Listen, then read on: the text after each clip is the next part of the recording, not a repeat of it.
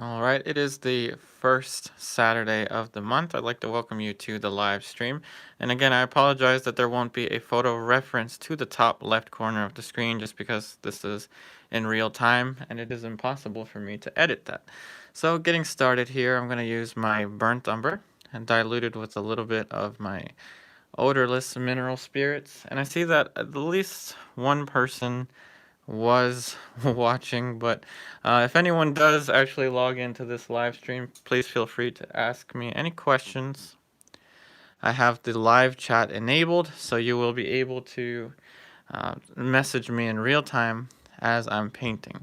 So this image is going to be a profile view of a model. Oh, hey, Robert. Of our model, Catherine. I painted her several YouTube episodes ago. So welcome aboard, Robert. This is going to be the alla prima style for this demonstration.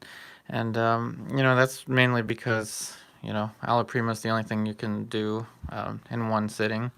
So here I have just a simple little indication for where the model's head is going to fit. And this is a cotton canvas that I toned actually about an hour ago with odorless mineral spirits and just diluted it again with a brush. So it's settled in kind of nicely. So it's nice to have a surface that's kind of medium slick. It's not completely runny, but it's kind of in between. It's perfect for alla prima. So let's see, the neck goes down to about there. Shoulders fall about there. Here we have the back of the neck. Now the photo reference for this one, once this is finished and uploaded, I will post it on my Facebook photo reference group, so you'll be able to have the photo reference, the exact same one that I'm using. I have it below me to the left on my laptop.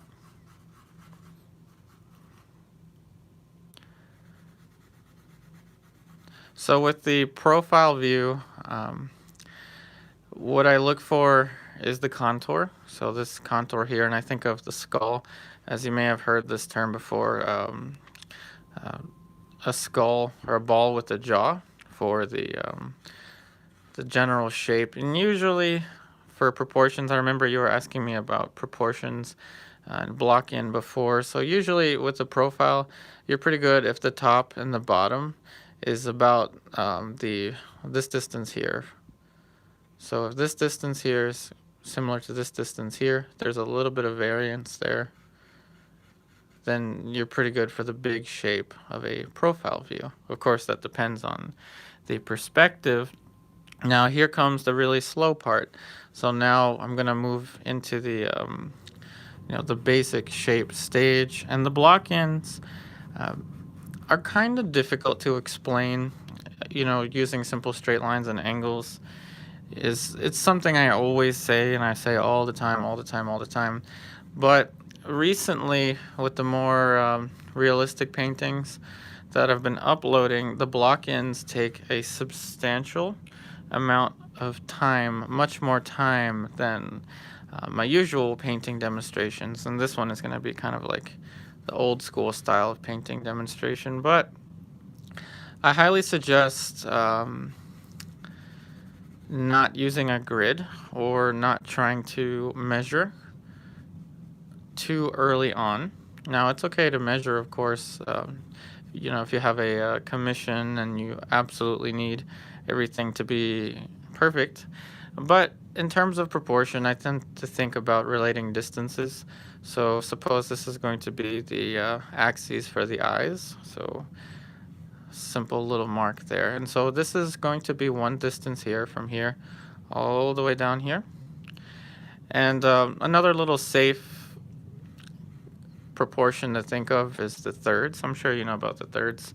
The hairline to the eyebrow is usually 1/3. See, I have the nose too short. So I can either make the nose a little longer, or I can make the hairline drop down. I probably have to do the hairline. Going to drop this down. Now, there really isn't a quick fix for proportion. There isn't.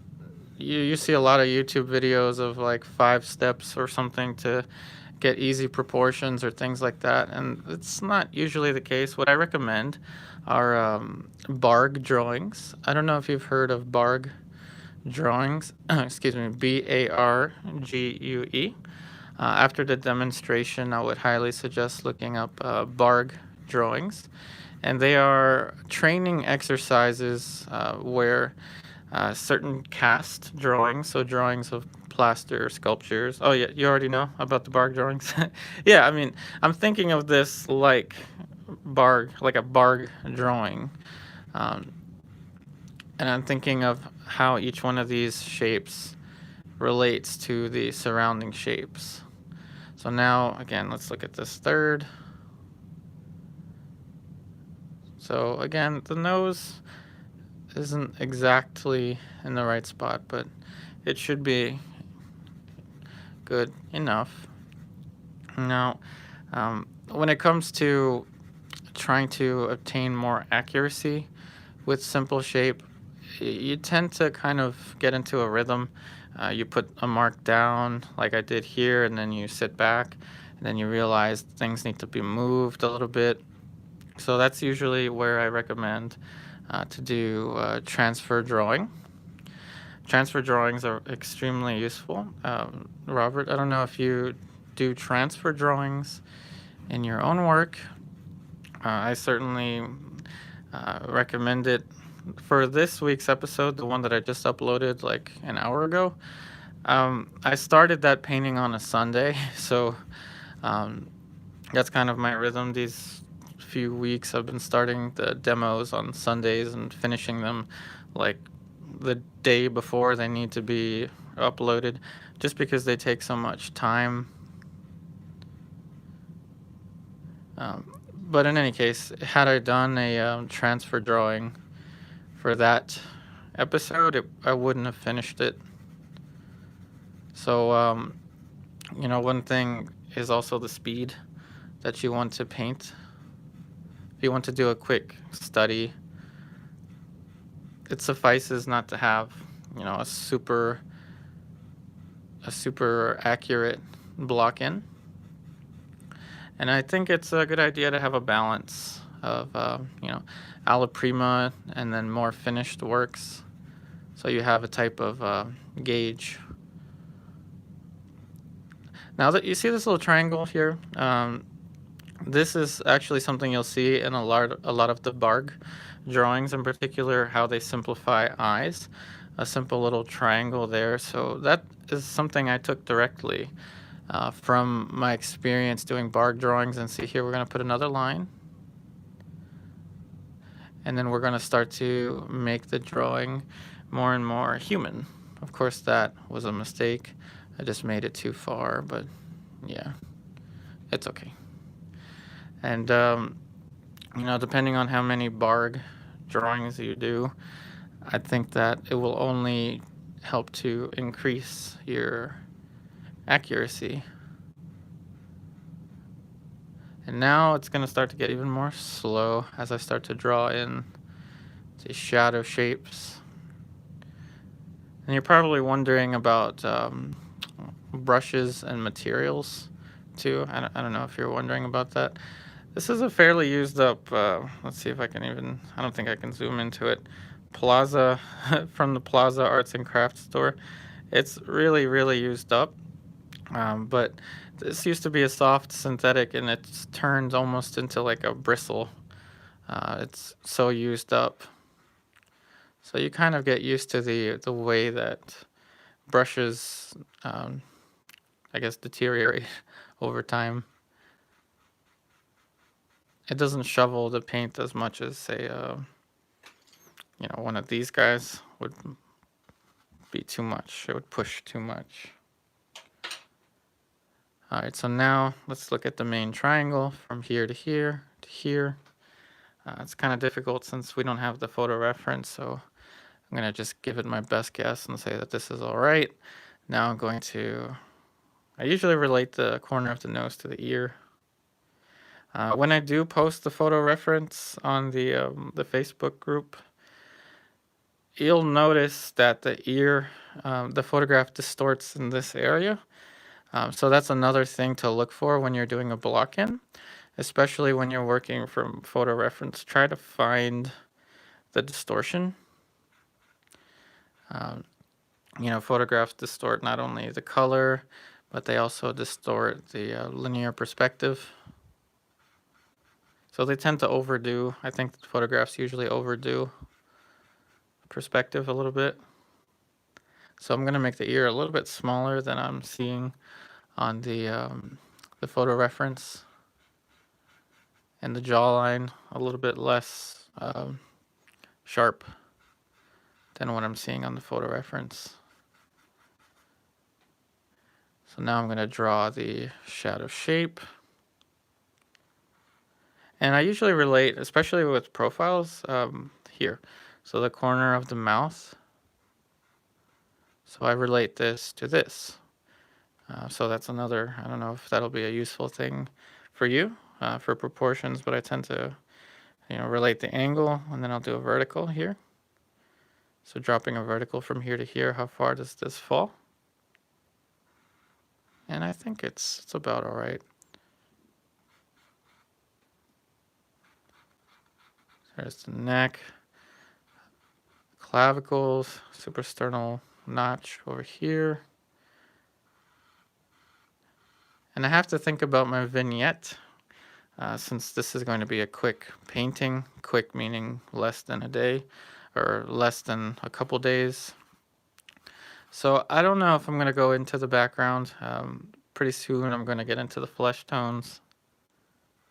But I'm purposefully spending a little bit longer on the block-in stage because you suggested it in the, I wrote it down when we had the live chat. So proportion-wise, let me go over this again. So the tear duct, I relate this point to the side of the nose. So that's a relation from here to here. I'll use both this angle here. I'll look at this angle, and I'll also drop a vertical. So I'll use this to help me figure out where this needs to go. So this is kind of my staple for everything, this area here. So once I figure out, how far to the left or how far to the right, I want this area to go. Then I'll move into the mouth. Of course, I wasn't explaining that as much when I was doing the block-in, but now I'm just kind of going over and reiterating it. So then once I get this, I'll look for this point and then this point. And then I'll just go in like you're about to see right now and put a little bit more clarity into the outside shape. And I'm actually using my little cup here. To the left, it's actually turpentine. So yes, I know that most people don't advise using turpentine just for the health hazards, but it does dilute the paint much faster. So this actually will start to settle in much more quickly than with odorless mineral spirits. And I don't particularly dislike the smell of turpentine. It feels kind of like an old master studio almost. And now I'll relate this side of the eye socket, this furthest point here, to the hair over there. So this point to this point. And slowly start to make the lines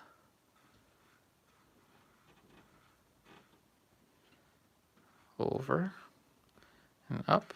In the video, the one I just uploaded, I guess like an hour ago, I mentioned that I have ADD.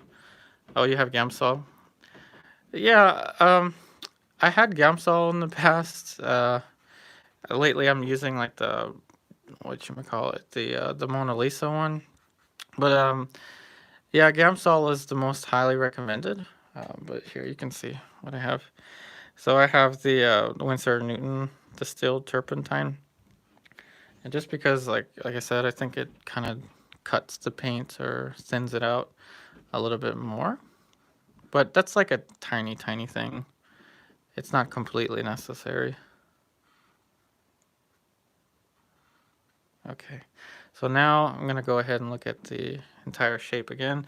Though you can't see, I'm going to actually stand back, or I'm sitting further back. All right, so now rather than going in and trying to make the outlines too perfect, I'm now going to get into flesh tones. So hopefully that was enough of a talk about how to look for proportions and planes and things like that, as you asked me in the live chat. Um, Now what I'm gonna do is with the razor, just take this off. So I have all of my materials on hand. Cool. Okay, so now the titanium white. So now this is kind of standard procedure, really. The color value web. So titanium white. So Robert, do you have flake white on your palette? Or do you prefer not to use flake white? And if you did answer that already, I'm kind of I'm looking at both the palette, the painting, and my phone screen at the same time. But in any case, if you don't have flake white, um, I don't know if you know, Gamblin has a flake white replacement that I've used several times before. Yeah, so if you don't have it, Gamblin has a flake white replacement that will act almost the same. Um, I honestly wouldn't notice the difference too much between them. And the flake white replacement, I mean, other than not having lead in it, also, how to put it, it's cheaper. It costs like half the price of my Williamsburg flake white. And then you may ask, why do I still use the Williamsburg flake white? And the answer is, I don't know. I don't know. I just buy it. So now just using the sap green, the alizarin permanent, these are the two colors that I like to mix together frequently. I'm actually going to start to use a little medium, and here's a little tiny palette.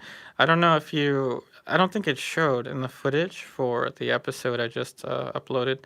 Um, yeah, yeah, I mean, whatever works, right?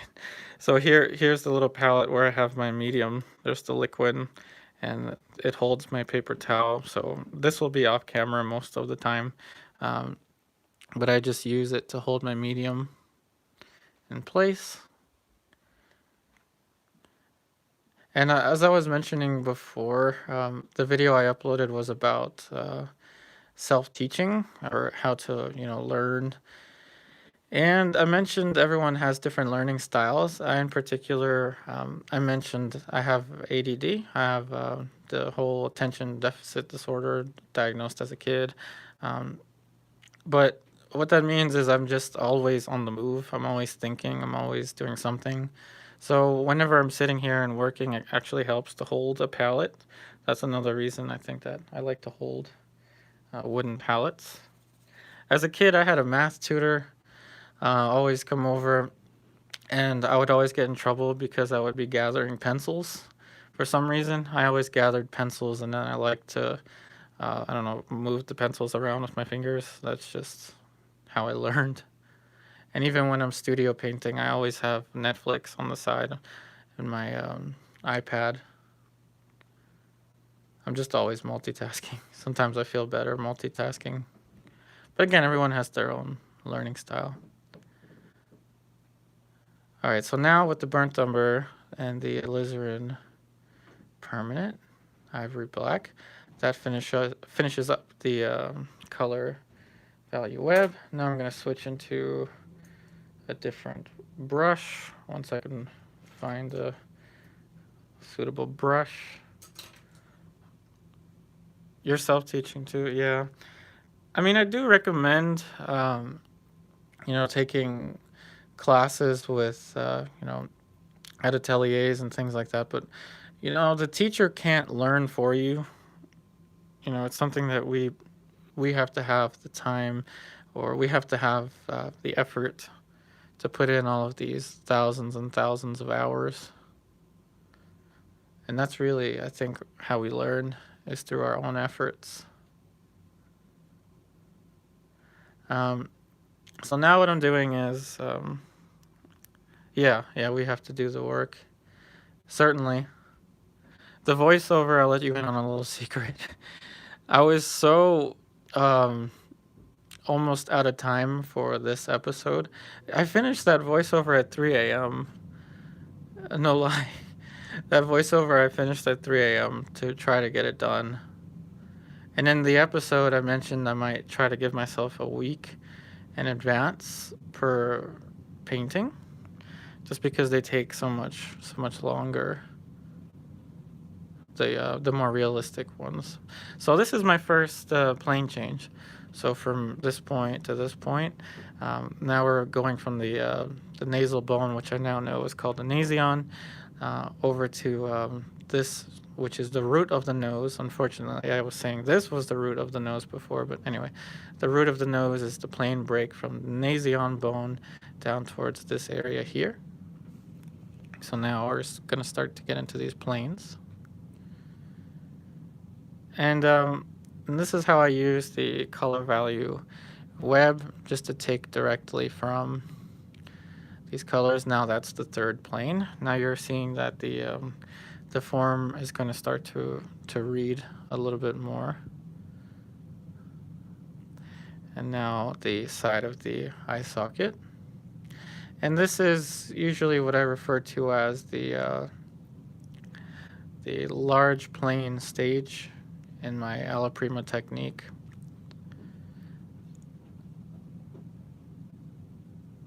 So I'll go in, with these larger planes and then lay down this foundation kind of like a sculptor.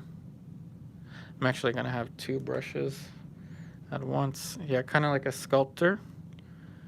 And then while the paint is still wet, I'll go in and start to add more and more specificity. And you can actually start a longer painting in this way, I found. In particular, again, the video that I just uploaded, I started that one in this fashion. Of course, I edit it so it's not as long, because who wants to watch me paint for like 16 hours? So I have a light brush and a dark brush. A little bit of the liquid.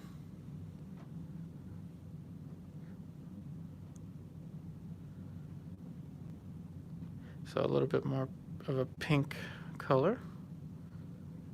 The forehead's usually a little, I probably shouldn't say this, but usually a little more towards the yellow, a yellow zone. It depends on the flesh color and the lighting, obviously.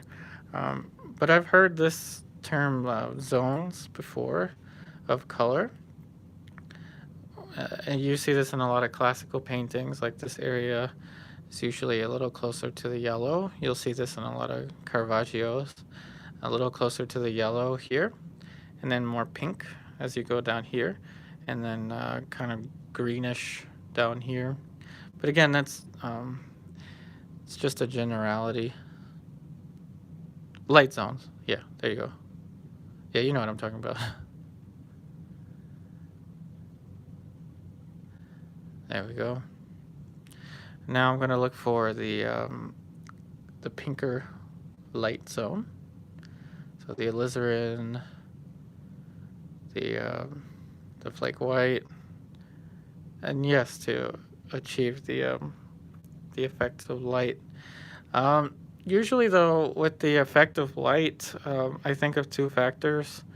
Well, never mind. With color, I think of two factors. I think of the local color, the average color of something, and then I think of the perceptual color, the color that's influenced by the light.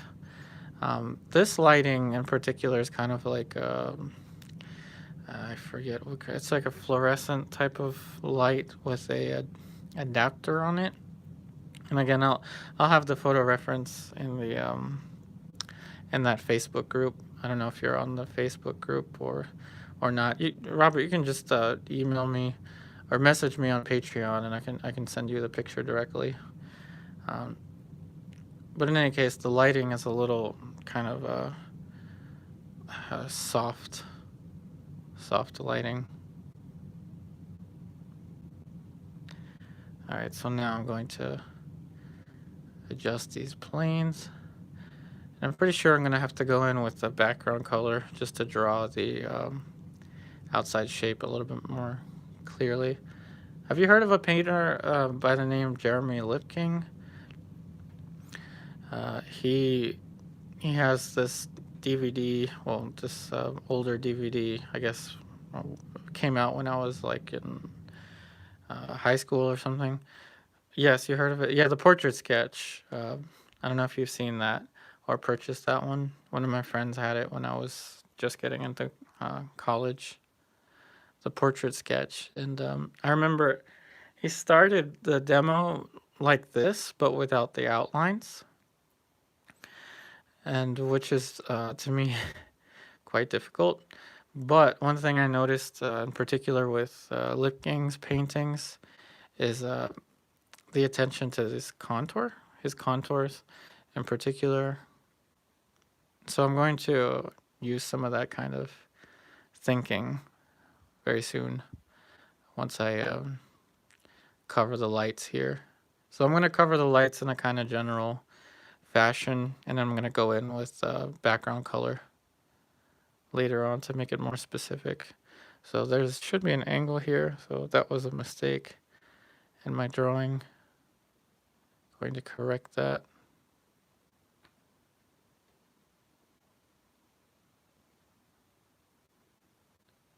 Yeah, the that guy Lipking, Jeremy Lipking, is an incredible painter, and I think a lot of it has to do with I heard his teaching.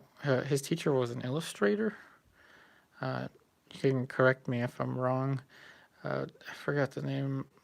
Yeah, I forgot the name, but his teacher was a really good illustrator, so he had that drawing foundation.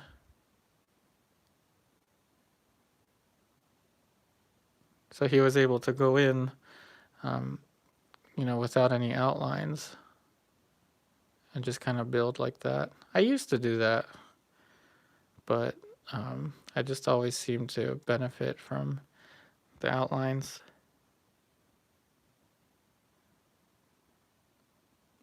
All right, so now let's go ahead and get a different brush. Let's see, probably a tiny brush to go in with the outline. A little bit of the turpentine liquid. I'm just going to use a gray for the background. When you see the photo reference, you'll see it's actually almost just black. But I'm going to go in with a little bit of a gray. Is this? Yeah. This is a more tonal approach. I don't know if you've trained with any of the impressionist, the Hensheites in particular, they're called. The students of Henry Henshey. They are from the Cape Cod school. One of my first teachers, I think my first actual oil painting teacher, was an impressionist, is an impressionist, and he would use the term tonal painting, almost with a little bit of anger, because he was so focused on color. But I see color as a way to describe light, and for me, I think it's more important if I'm going to try and paint quote unquote realistically to describe the values first and then go in and modify the colors later. So yes, it is a more tonal approach.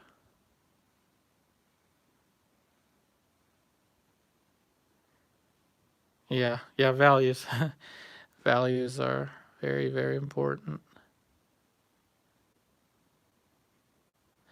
I just feel like you can always go in and modify a color if you have the right value. Yeah, you think the same, Robert? Yeah.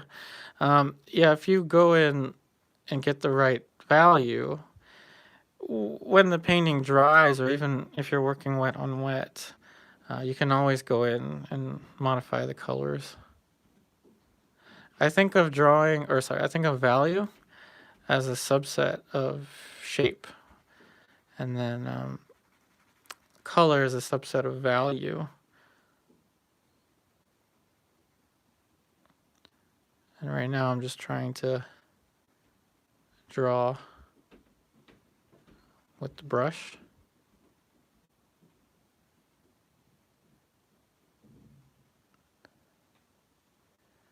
Yep, I'm glad it makes sense.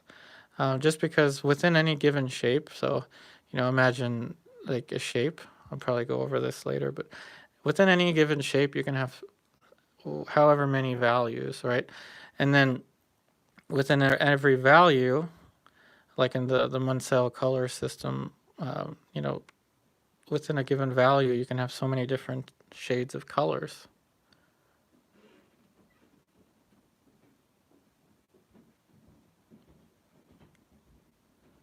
So I'm just trying to, like I mentioned, I'm pretty slow when it comes to, trying to paint more accurately or draw more accurately.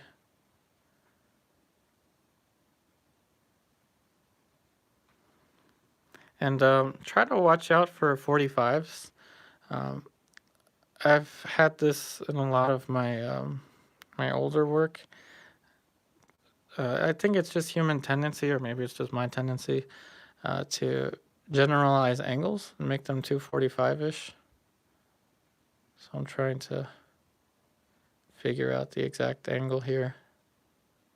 This is closer to probably, I don't know, I guess 55-degree angle, closer to 90.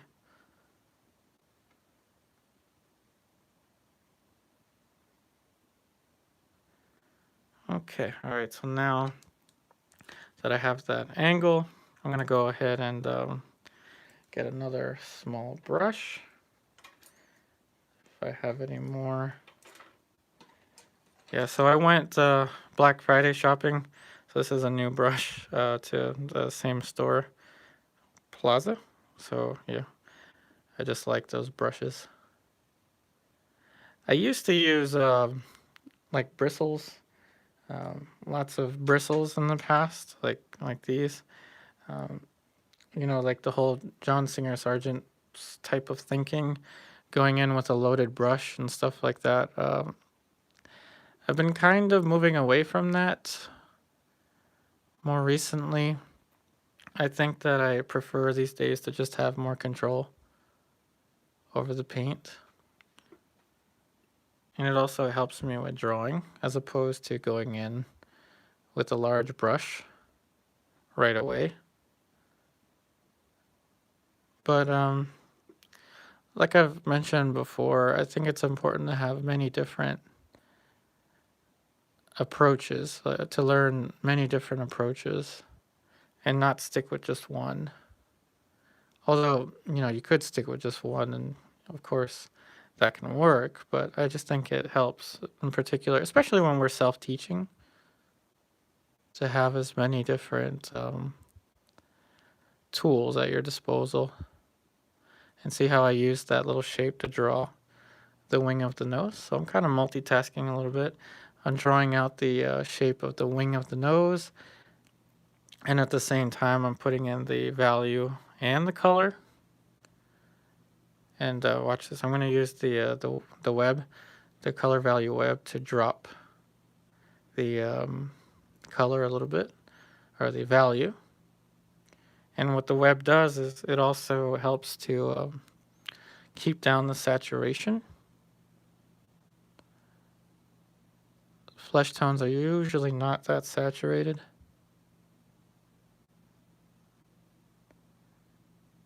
Now we're going to put in a bottom plane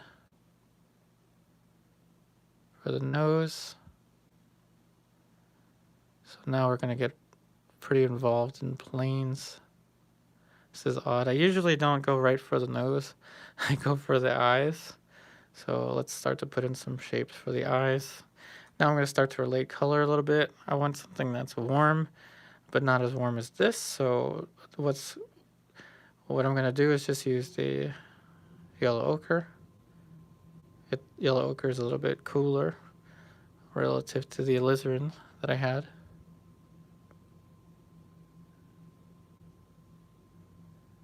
Very carefully. And you know, another painter that has videos that has helped me is Scott Waddell from Grand Central Academy. Although I think the name changed to Grand Central Atelier, I forget. But Scott Waddell, although his videos, you have to purchase them online. Very useful. But he'll go in exactly like what I'm doing here with a small brush. But I mean, he'll spend hours and hours on an eye or something like that, and then move his way around like that. And I've tried that. So I've kind of combined several different methods to get to the point where I'm at. So now I clean the brush a little bit. Sap green, burnt umber, a little bit of the turpentine. Now I'm going to look for the shape of the iris. And here's a little trick with values. I like to throw in burnt umber in my darks. It helps me kind of give myself a guarantee that I don't put something in that's straight black. At the same time, it dries faster. Burnt umber dries faster, so it prevents my paints from drying too slowly. And I think it's just, I don't know, it's nicer to have the darks air a little bit warmer in general. Not always the case, but especially with portraiture. I can't really explain why. It's just kind of, it looks a little better when the darks are a little bit warmer. There's the dark shape of the tear duct.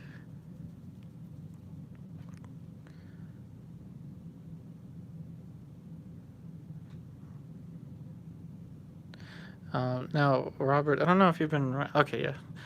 Yeah, burnt umber. I tend to prefer it a little more than raw umber, just because it's warmer. But yeah, I was going to say, I'm looking at both the painting, the palette, and the phone. So if I miss any of your... anything that you write, just feel free to write again, or... Yeah, I'm sorry. I have to keep looking back and forth. And now I'm putting in the concavity of the eye socket. And in a way, this is working from the inside out when you're working with planes, large planes like this. Oh, cool. Thanks. Yeah, again, sorry for if I miss any of the comments, but in a way, this is like working from the inside out. I think of it as working from the inside out. So then you would ask, what is working from the outside in? Outside in would be probably just if I were still working on the outlines and then filling everything in. I'm doing a little bit of both. You know, I'm putting in planes. And as I put in these planes, I also will adjust outlines. So when you put in planes and adjust outlines, it gives you much more, I think, speed with your shapes. Now I'm putting in slight little gradation of light over here.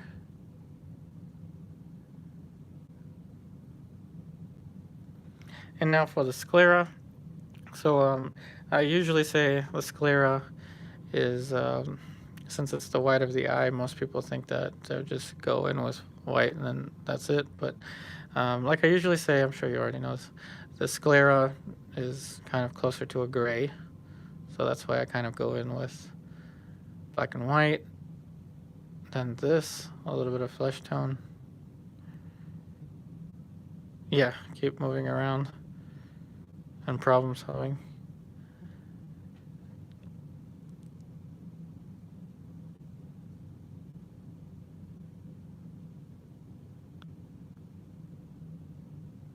So going in a little darker first.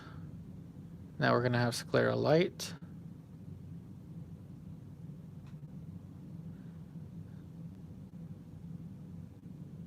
So with wet on wet painting, it kind of helps to go in with the dark first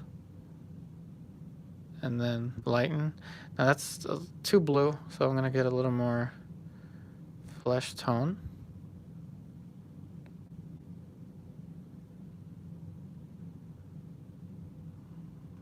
Okay, now with the same brush, just going to make it a little bit darker. Or no, sorry, a little bit lighter and warmer for this dark.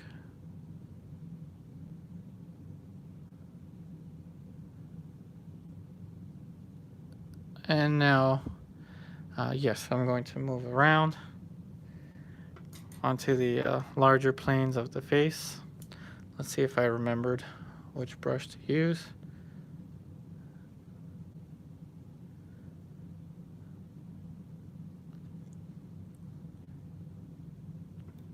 So it's going to be a little bit more pink over here.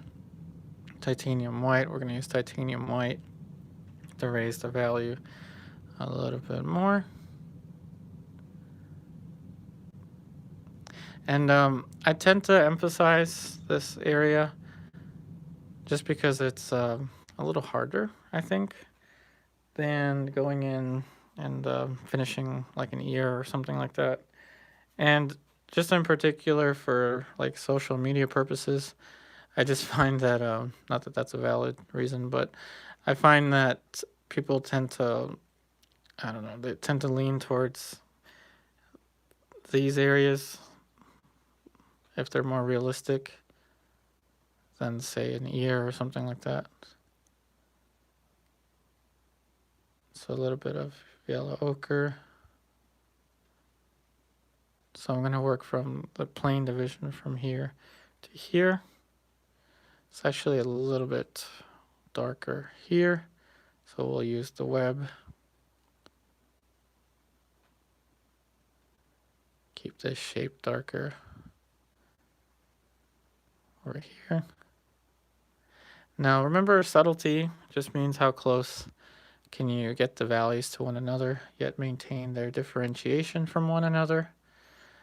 So this is kind of how I do it. First, I may exaggerate a plane change like this or a color, and then I'll go in and bring it closer and closer, bring them closer and closer, yet still trying to maintain their differentiation from one another. Now the titanium white, yellow ochre, raise a little more light there. It's too light. These are also the same paints I've been using all week, by the way. I may have added a little more here and there to the puddles of paint, but I just put this in the freezer, and then it usually will stay dry, except for the burnt umber. Burnt umber will dry, even in the freezer. Now a little bit of the cadmium red, alizarin permanent. And this is one of the planes that you want to watch out for, especially with models in their early to mid-20s. So what I do in alla prima is exaggerate it like this. So I'll exaggerate that plane a little bit. I could probably exaggerate it more. And then I'll just keep building like that. So now we're going to get into more of these planes. I'll even draw a little bit the shape of the plane as I start to put in the values. And this is, of course, an exaggeration, just like that. But it helps to work when you're working in alla prima, as I said, over top of darker tones. So let me show you what I mean. I'll first fill all of this in.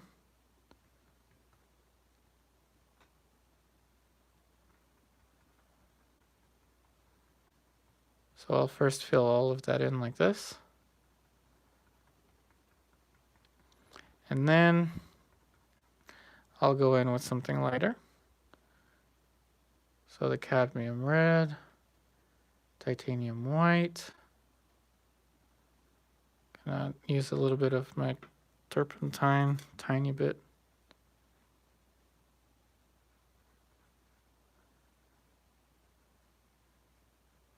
And then just kind of make these areas softer. I actually got an email about this, how to do this, how to blend colors. I don't really think of it as blending too much, but rather at this stage I'm just making these shapes soft. And I just find it's easier to do when you lay down a dark color first. See how that's starting to turn a little bit? Obviously it's kind of vague still. That's kind of just my first guess at that shape. So more of the two colors that I like to combine a lot. You see the, oh, okay. Yeah, it does help, I think, when you're working first with a dark ground. Here, I'm about to do it again. So when I work with a darker underlayer first, and then lighten it. It's actually kind of the polar opposite of layering wet onto dry. When you're layering wet onto dry, you usually want to work lighter in your first pass.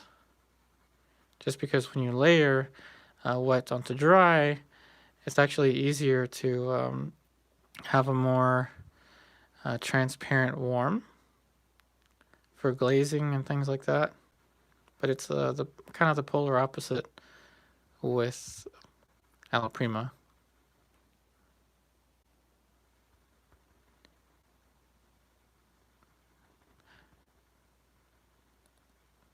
Alright, so now that I laid down this darker tone for the side plane of the face, all of this is just one dark generic tone. I'll go in with the yellow ochre.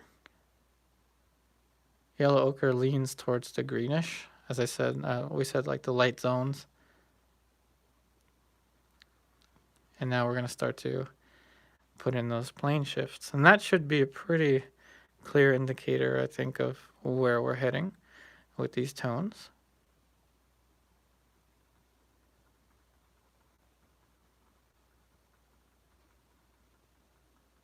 See how we're starting to describe the curvature into the mandible? And we're starting to put in more specificity for this plane, for the side of the cheekbone. And I think 9 out of 10 times I usually mess this up. This is an area I struggle with a lot in my own paintings. Oftentimes I'll go in and rework a painting like this, just going in with opaque paint and trying to sculpt out the planes with even more specificity.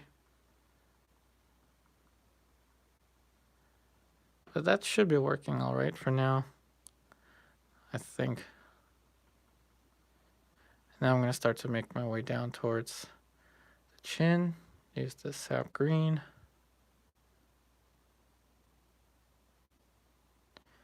That's going to start to get even more greenish. So I move down here.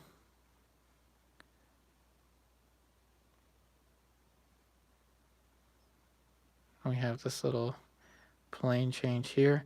And I'm starting to paint in the dark light. The dark light is defined as the halftone just as light transitions into shadow. So just a little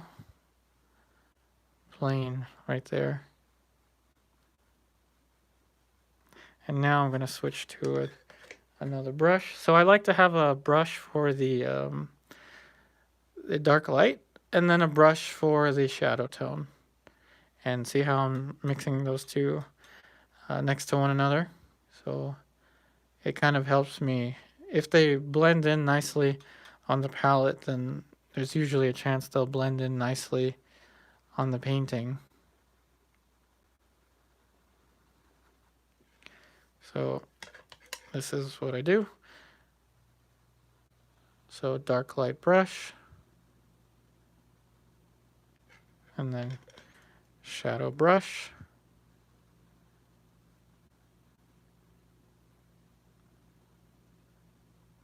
And that's how I get these kind of soft gradations in Alla Prima. Whoops, there goes a brush. See, that's something I would edit out. We're gonna add a little bit of comedy to this live stream. That's usually something I edit out in the you know, the tutorials. Did I just confuse my brushes? No. So this is the dark light brush. I'm actually gonna work up towards here again and let this form kind of go right into the ear. We're gonna work our way to the ear eventually.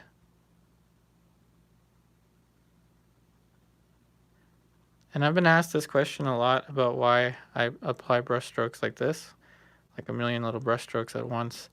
And that's usually just because I'm trying to make an edge soft.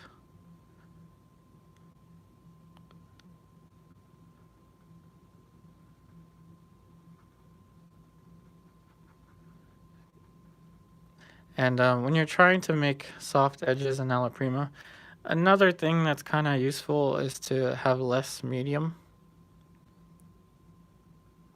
So thicker paint is usually a little bit easier to control in terms of painting soft edges than thinner paint. I think thinner paint is more helpful for sharper edges in Alla Prima. Gonna throw a little bit of the red. What I'll probably do is thin out the paint a little bit as I go down here, just so it doesn't take as long. And again, relating to the corner of the mouth.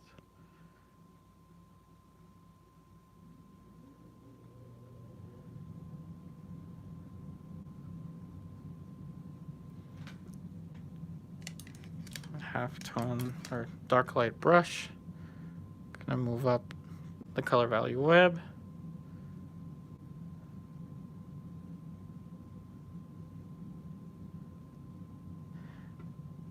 And I purposefully didn't do anything for the mouth yet. With Alla Prima, I usually, even in the classical approach, I usually don't do much for the mouth or the lips on its own until I have the shapes surrounding the mouth. That's not always the case. Sometimes I'll just go right into the lips. It all depends on the situation and how fast you want to paint. Back to the flake white. We're going to warm this up a little bit.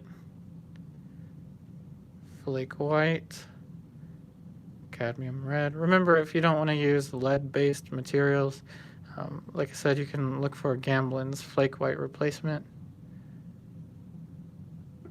There's also zinc white, but people on the internet usually tell me not to use zinc whites, so it's really up to you. But I have used the zinc white, and I think that the Gamblin's flake white replacement is a little closer to the feeling of using flake white.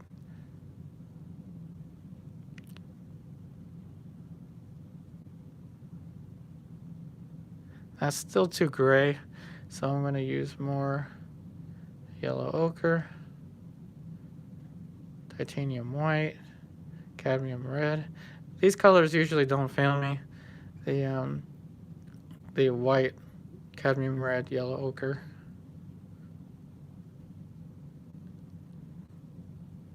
And with flesh tones, it depends on your experience, how much you paint. But I promise you, if you practice, with the color value web, not necessarily, this, just painting flesh tones in general, you almost don't really think about it as much.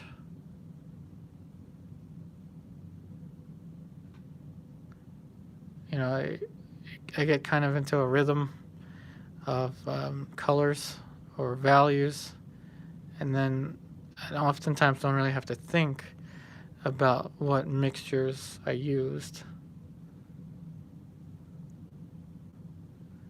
And now we're going to put in the side of the orbicularis oris. So all of this is for the orbicularis oris now, the muscle that contains the mouth.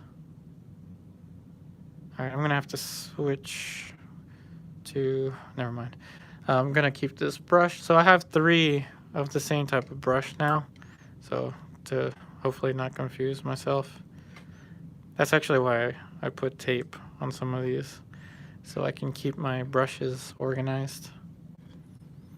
Although I oftentimes will still disorganize them. So titanium white, yellow ochre. Again with this plane. Zorn palette, yes, actually. The Zorn palette teaches you, I think, what is essential in color mixing for flesh tones. This is a modification, I would say, of the Zorn palette. As you've noticed, the colors I've been using the flake white, titanium white, or just white, red, yellow ochre, ivory black. And of course, I've been using alizarin and sap, but that is the Zorn palette: white, red, yellow ochre, ivory black. And I use it not strictly all the time, but it helps to know what you're capable of creating with just those 4 colors. So then when you add this one in particular, the sap green and the alizarin permanent, not only do you have a more transparent red as opposed to just having an opaque one, it makes the flesh tones just explode. Like, you have so many more options. But again, like I said, yes, I would recommend practicing with the Zorn palette, because once you can master that, then imagine what you're going to be able to do with a few more colors. Clarity and understanding. Yeah, it provides more clarity and understanding. Yeah. I mean, I don't know. In particular, I really enjoy the Zorn palette.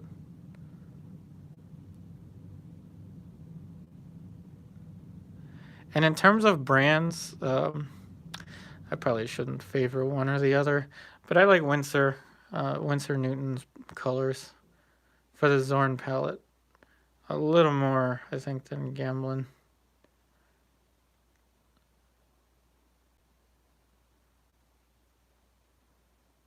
Although Gamblin has the flake white replacement, and the Winsor only has, I think, the zinc white.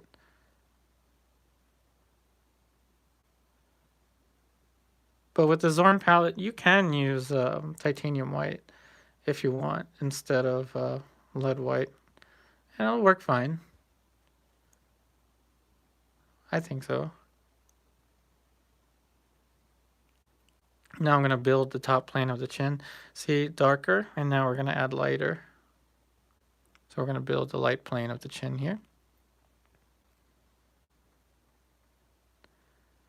See how it starts to create a little bit more volume there. And I'm not so worried about this yet. I'm going to go in with the background color shortly.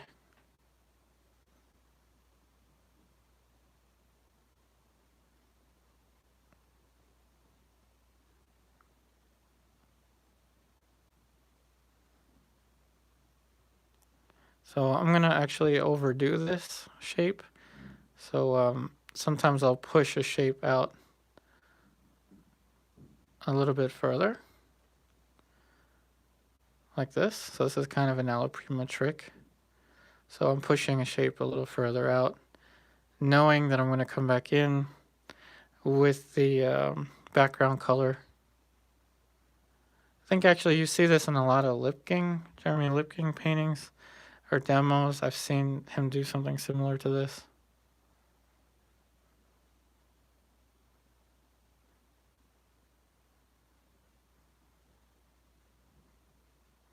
All right, so now the background color, have over here a little bit of the turpentine,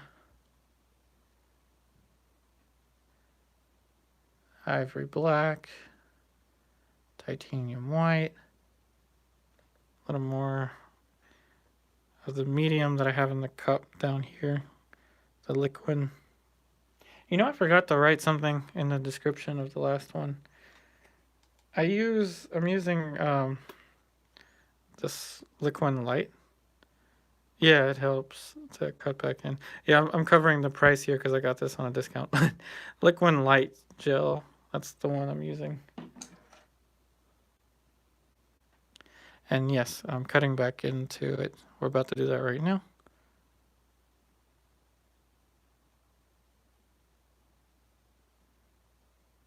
I almost have to hold my breath for that, for things like this.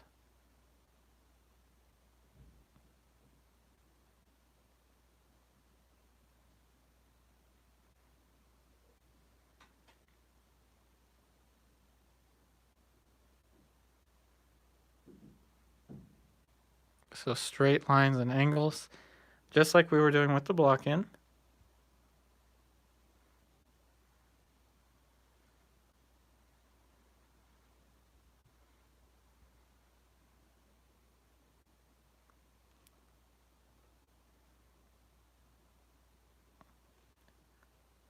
Yeah, mall stick, yeah. I don't know where mine is. I couldn't really use my mall stick anyway. I have the phone right in front of me, so I would crash into the phone. But yeah, the mall stick would help to keep this mark straight. And in the photo reference, the shirt or the shoulder actually comes up closer to there. But I think I'm just going to leave that alone. I'm going to leave that to vignette.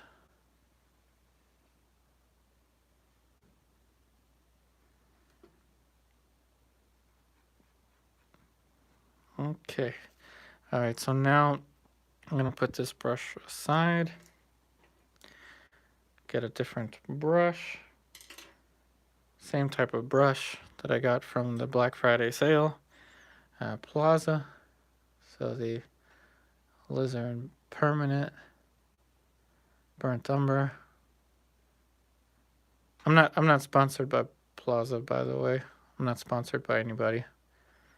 I wish I was. Alright, so now for the mouth. This is what I'll do. I'll look for... Actually, let's first paint in the dark of the nostril. Now let's relate the bottom of the nose to the top middle portion of the mouth, just using a line. So the point from here to here creates the philtrum. Okay, so you want to ask yourself, does your model have a small philtrum, middle kind of regular philtrum distance, or a large? Catherine, the model here, has smaller philtrum and a longer distance from the bottom of her lower lip to her chin. So about there should be okay. It might be too close, but if it is, I'll be able to adjust it without much of a problem. Now I'm going to relate this point here to the tear duct, and also this angle here from the corner of the nose. Noses seem to be tough. Yeah, noses, eyes, lips. Yeah, I struggle with all of that. Yeah, I pushed this too far. So it goes to about here. And in general, it's a little safer, I think, to make the lips a little bit smaller. I think. So if I were to, make a mistake there, I would prefer to make the mistake of making the lips smaller. You see that a lot in classical paintings. Uh-oh. Don't. That's Siri. Oh my god. Yeah, so I said I have my iPad. See, this is turning into a comedy session. I my iPad, the Siri activated.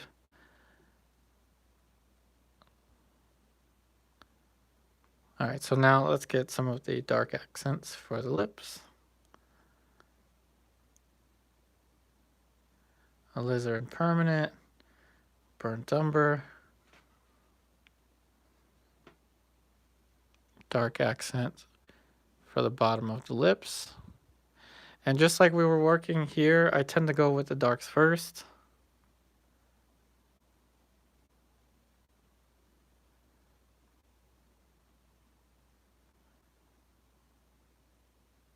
But before I do too much more with the mouth, I'm going to return to the eye. For some reason that's bothering me.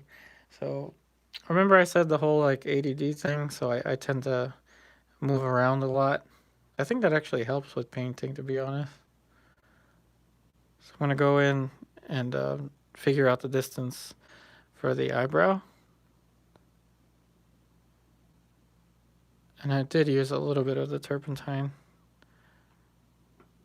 Darks to lights in general. Yeah.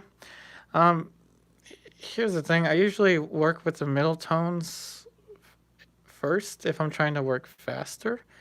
But as I did in this week's or the video I just uploaded, I worked on a white surface and worked from the darks to the lights, exactly like you said. If I'm trying to work faster, I tend to work from the middle tones. And I'm certainly trying to work faster. And it all depends on your style, basically. But for me, it's actually a little easier or a little faster to work from the middle tones. All right, so now that the eyebrows are there, I can go back to the lips. Yeah, I think, usually if I'm trying to work really, really fast, I'll have a middle tone. And then, as you saw there, when I started here, I start to build kind of like patchwork to lighter and lighter tones. It's just faster. But as a result, I think it's a little less accurate than to build up from, say, like a completely untoned canvas. But of course, there are exceptions. So I'm using burnt umber, alizarin permanent, and cadmium red. The burnt umber just helps to ensure that the color is not too saturated. On the photo reference, I think that the picture is too saturated. Toned canvases, yeah. I prefer toned canvases. I like toned gray canvases usually. But again, the burnt umber settles in much faster. So that's why I choose to go with this color, with burnt umber, just because it settles much more quickly.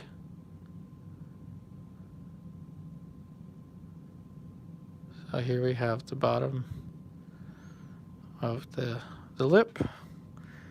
Now I'm missing a shadow. I'm actually going to use the background into the flesh tone. So I'm missing a shadow here.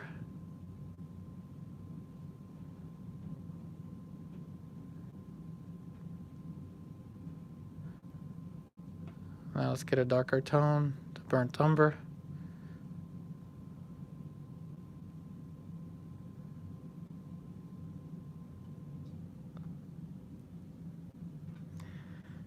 Okay, so let's see.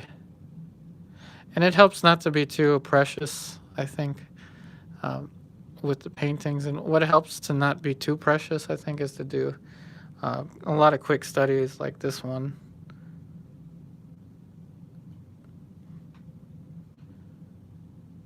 I mean, talk about being precious. The other day I found someone was using one of my paintings to scrape off snow from their car. So yeah, it's important not to be too precious, but not to that extent.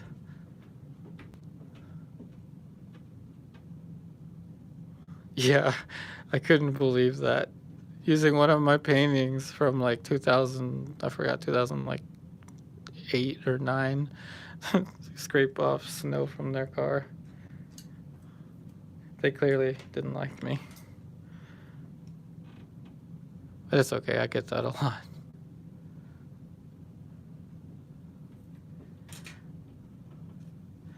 That's not the proper tool. Yeah. I mean, yeah, I don't think that painting is the best way to scrape snow off of your car, but whatever works, right? I'm actually going to raise the saturation a little bit. I think that the model's wearing lipstick. Usually, I don't like to paint makeup. Most classical artists don't. But if it's there, it's there. So it is a little brighter there in comparison to the darker tones.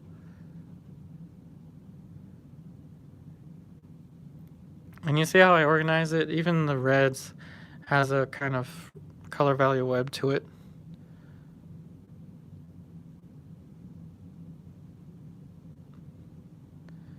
And then here's another little trick. So for the upper lip, I'll go in the natural. Yeah, it's kind of not the best to have too much makeup, I think, but I don't know. Yeah, I'm with you. I prefer the more natural look.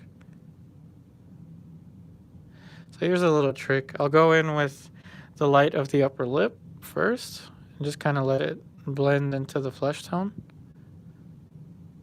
And then I'll go in with the dark and paint it back in.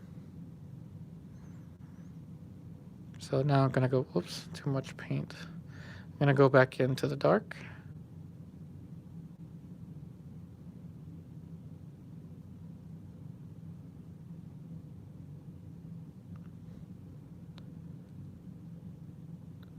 Yeah, sure, I'm going to get a lot of interesting comments when this goes up to YouTube. People are going to want my paintings to scrape snow from their car. Ultramarine blue. So when I want to make a red really dark, I probably should have done that here, but when I want to make a red really dark, I like to use ultramarine. You can't really do that as much. Get something like that with the Zorn palette, I don't think. What you end up getting is kind of more of a neutral red, which on the positive side actually kind of helps with the color harmony a little bit.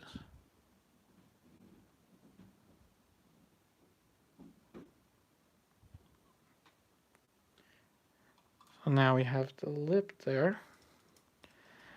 Now I'm going to kind of mesh these two shapes here to here.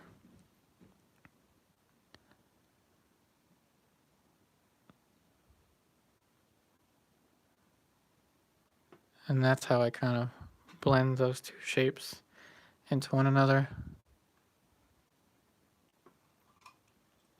Now we're going to have to return to the eyes again. So I kind of go in cycles, start here, here, here, here, and there, and then go back and forth. So I'm going to return to this again with a small brush.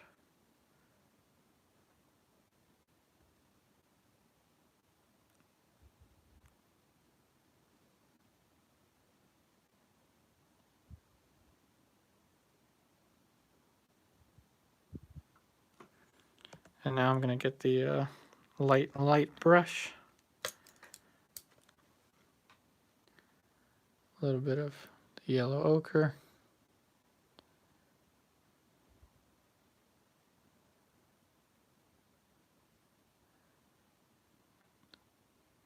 a lighter color here. Almost forgot about the ear.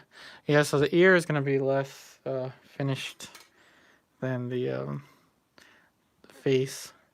So now with the shadow, let's just mix right into this. So burnt umber, sap green, a little bit of the turpentine,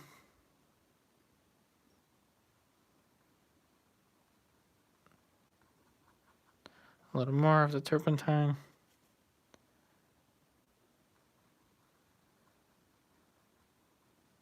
I have to be careful not to cut into the this edge that we worked so hard on.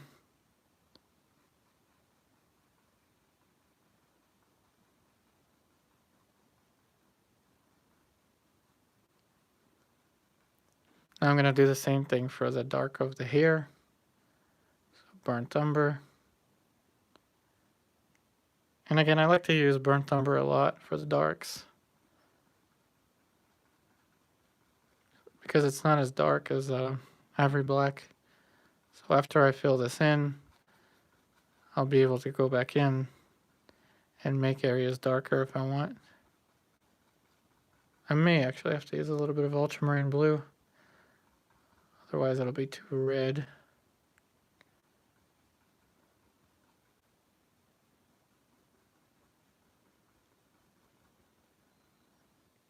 Now with the same brush, I'm going to try to make this transition a little softer.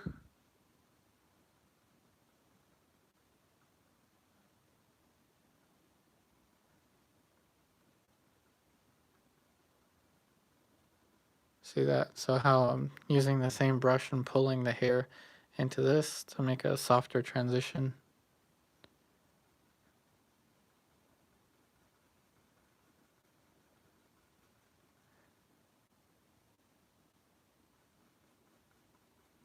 And I heard that Nelson Shanks, one of my favorite artists of all time, he only used turpentine. I don't think he used odorless mineral spirits. I'm kind of seeing why.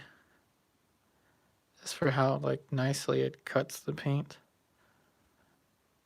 But again, completely not as necessary.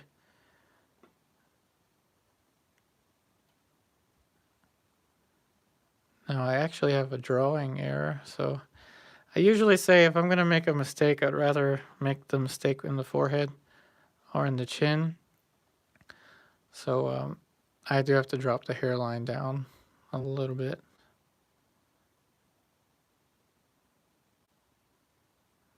A little more ultramarine blue, burnt umber.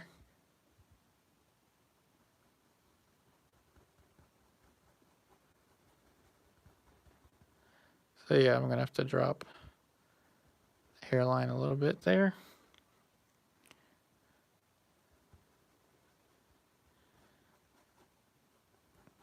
And again, this is usually an area I edit out of my videos, so they're not too long.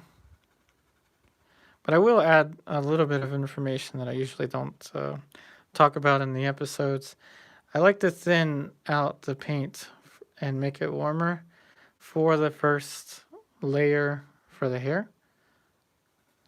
And then, so this is the thinner and warmer. And then I'll show you what I do with this. So thinner and warmer. So this is going to be like a mini hair tutorial. So thinner and warmer. And then I'll go in with the ivory black, like this. And based on the direction of the brush stroke, I'll be able to paint planes. See this? And making it look almost like individual strands of hair, depending on how the brush stroke is applied. Now she does have her hair clipped onto here, but I don't think I'm going to get into that much specificity.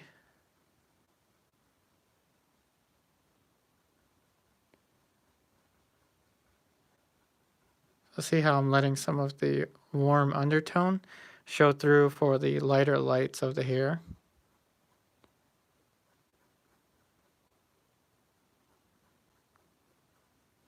And this is stuff I usually just edit out in my usual videos.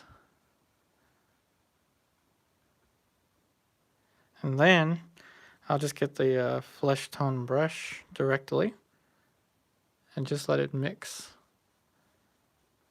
So usually I don't want the highlights on the hair, especially with hair this color, to be too cold. So that's why I choose to go in with flesh tone. And again, depending on the brush stroke, depending on how I apply the brush stroke, it will give kind of like the effect of hair at a distance.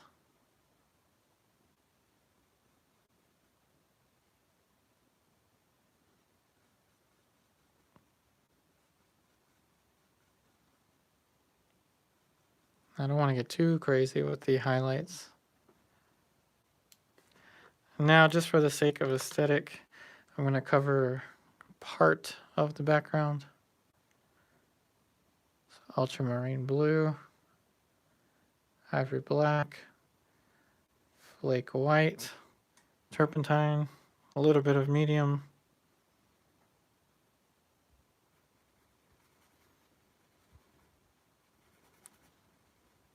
a little more flake white. I'm not going to cover the whole background.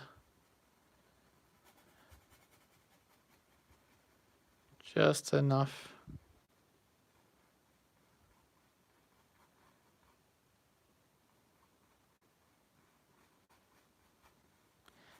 It's also nice to leave a kind of abstract shape in the background. And then after doing this, I actually noticed that the forehead, the angle of the forehead was off a little bit.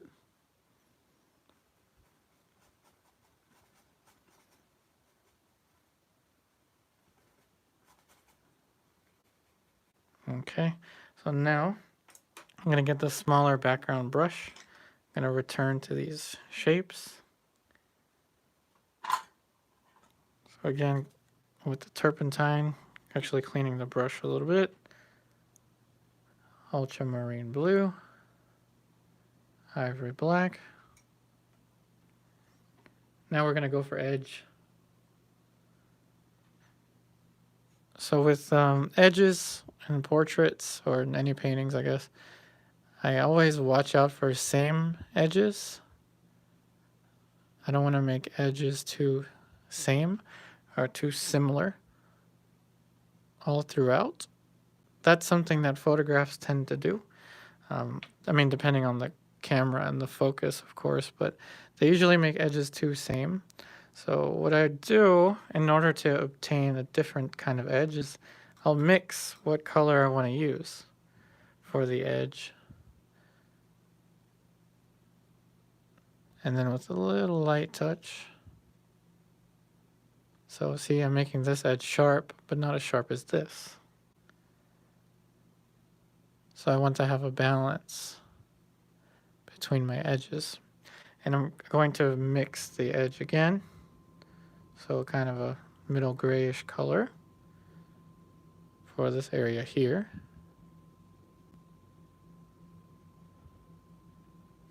Although at the same time I do have to paint the turning plane for the forehead.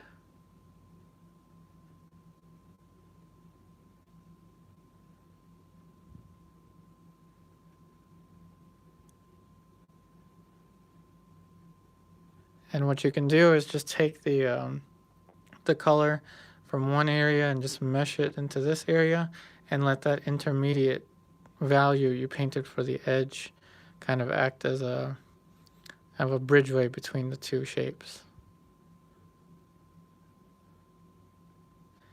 And one of the edges you want to watch out for the most is the edge right here for the hairline. If you make it too sharp, if I make this too sharp, it will end up looking like the hair doesn't belong to the model's head. So I have to be very cautious with that.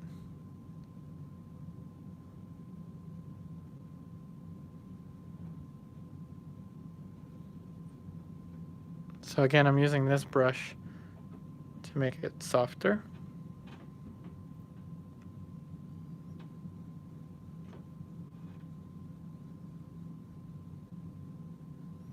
Even more than I'm seeing in the photo reference.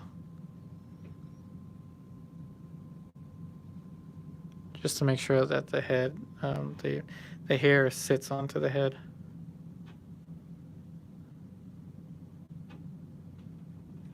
And now that I have the background tone, the tone for the face, and then the hair, now I can go and start to key the lights. So by keying the lights, I'll show you what I mean. So the titanium white, a lot of titanium white, a little bit of yellow ochre. We're gonna go for our lightest light, making sure that it's not as light as the titanium white on its own. Put in the brightest light. And so now we're going to key all of the lights based off of this one point. And so what I mean by keying the lights is relating the values and the colors. So this one, it's actually not too far off. It's not as bright as this, but it's still fairly bright.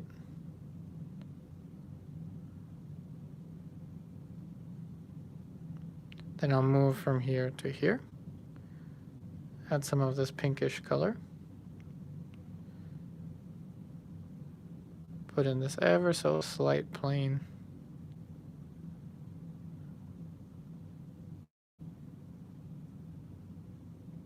So I'm keying this plane off of this plane.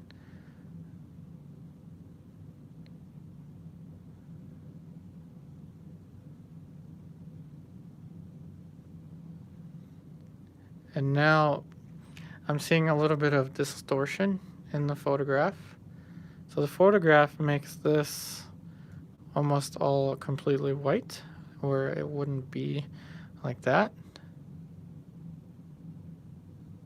So I'm going to group this light with this one.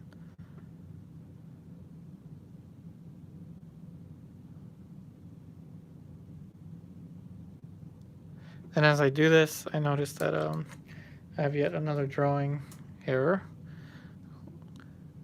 So the nose is actually a little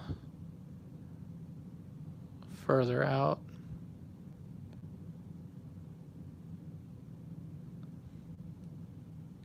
And the actual photo reference, of course, that's too much. I'm going to go in and cut that in.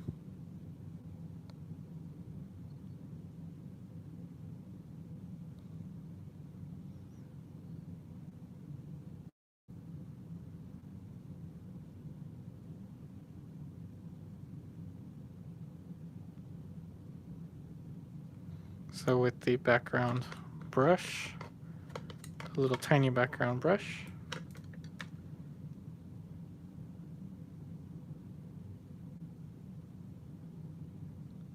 tiny bit, tiny little change. Now the next light to key is going to be here. I'm going to relate this light to this one. It's not quite as bright, but it's still lighter than what it is there.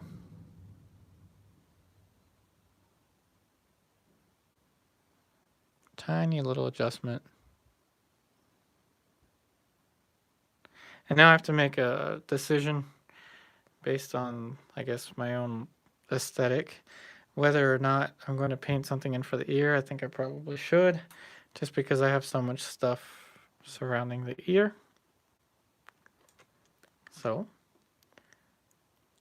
cadmium red into the darker middle tone region of the color value web. Sap green. And I'm going to put in a little shadow underneath of the hair. And then I'm going to get the dark light brush as soon as I can find it. Okay, I think I found it. dark light brush. Just make it a little bit lighter. I'm going to fill all of this in.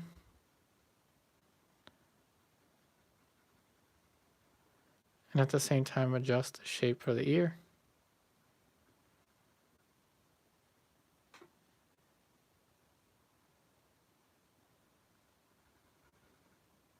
I'll leave some of the lights for, I'll leave some of it as the tone of the canvas.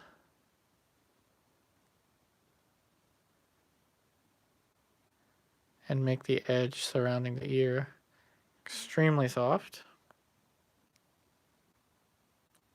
Because I don't want to pull attention to it. I'm going to go in with the lights. The earlobe is usually a little more pink, usually. So we'll paint it as such.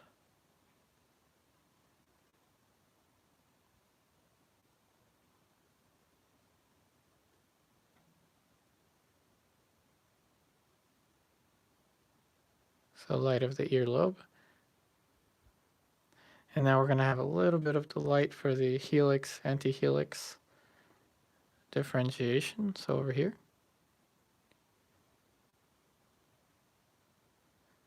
A little more pink.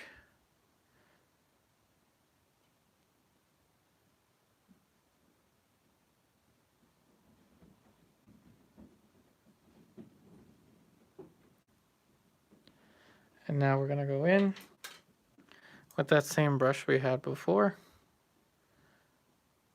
The alizarin yellow ochre.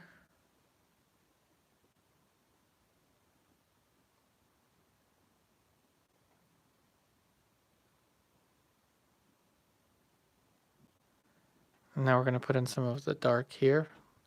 We're going to illustrate the tragus of the ear, which is this little hook almost like shape that we put. So that's for the tragus of the ear.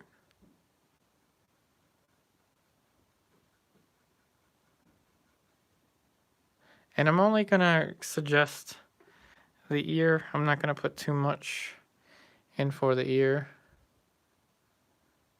but just enough. A lot of times I think of sergeants. You know how sergeants would have simplified an ear. They'd probably put even less than this.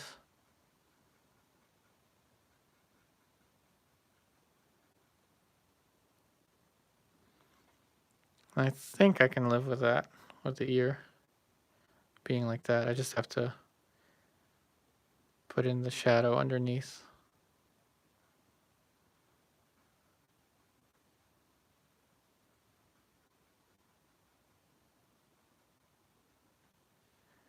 Okay, and the model actually has a nose ring.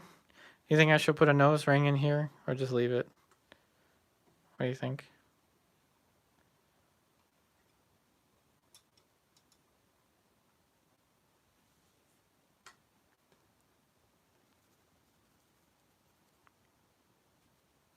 All right, let's put the nose ring.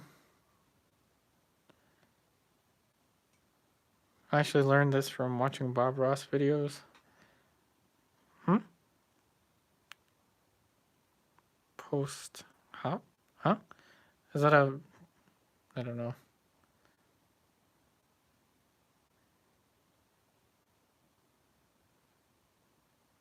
Yeah, we're going to put just a little shape for the earring. Tiny, tiny. So one little line and a highlight. And then I'm going to make it soft, just to pull focus. Pull focus away from it.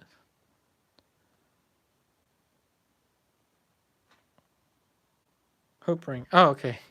Yeah.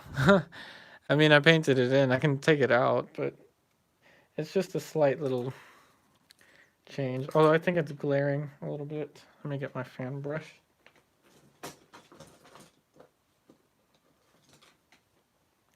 Yeah, it's glaring.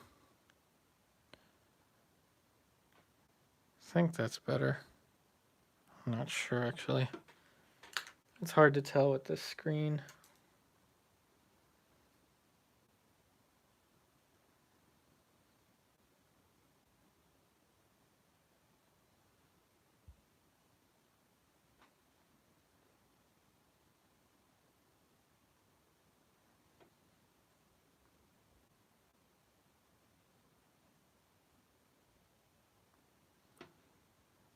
Just adding more clarity to the bulb of the nose.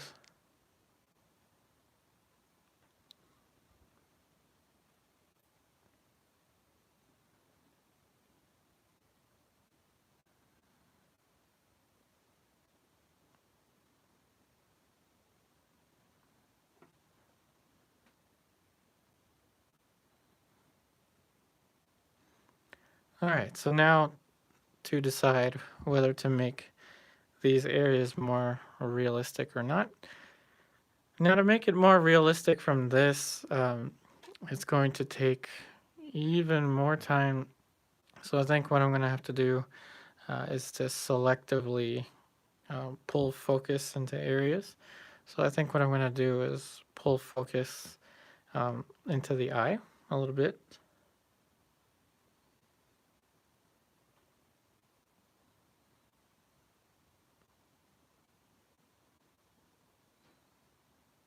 But just know this is something that takes me usually much longer than a couple hours to do.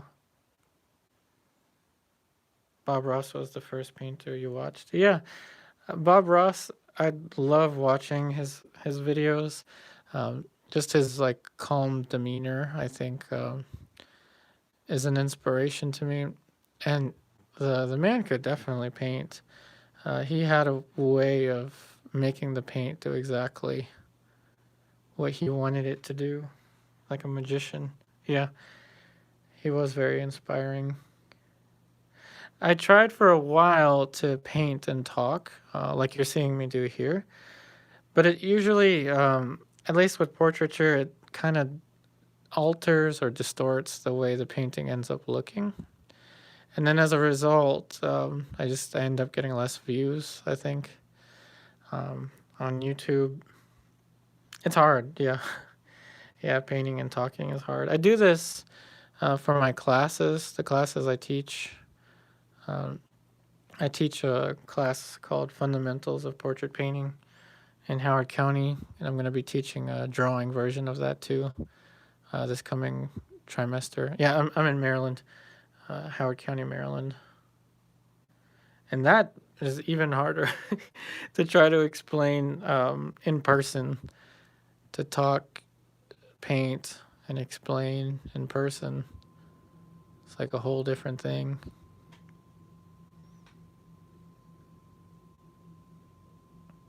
Speaking of explaining, so what I'm doing here is I'm putting in another little plane, tiny plane, transitioning from the concavity of the eye socket, turning over towards the side of the tear duct. Using a tiny brush for this. I'm treating this just like a drawing. North Carolina area. Not too far. I mean, I would love to travel and teach a workshop or two in North Carolina.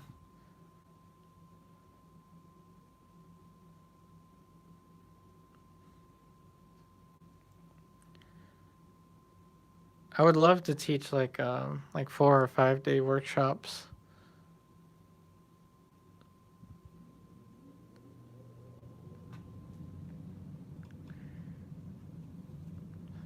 So what I'm doing here is kind of pulling a little more curvature for the side of the eye socket. Yeah, this technique I could easily, maybe not easily, but I could have a curriculum for this for like a 4 or 5 day class.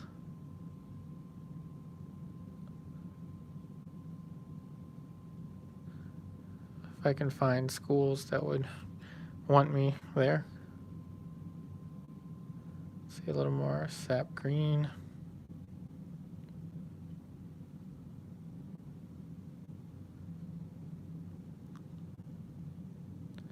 So just like we did with those larger planes, I'm going to do the same thing here, go in darker,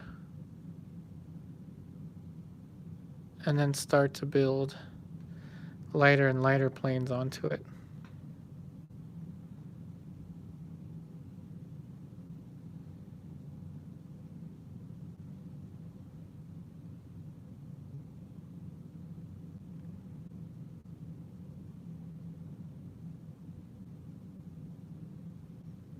So see that kind of how it's like cutting and rounding out the corner of the eye socket. I'll show you another little trick here. I'll do something like this. I'll blur out the eyebrow. So first I put the eyebrow in with a kind of sharper line just to place it.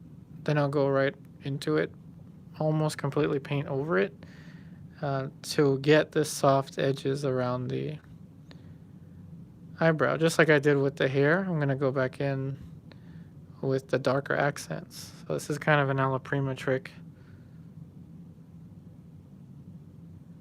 with the eyebrow.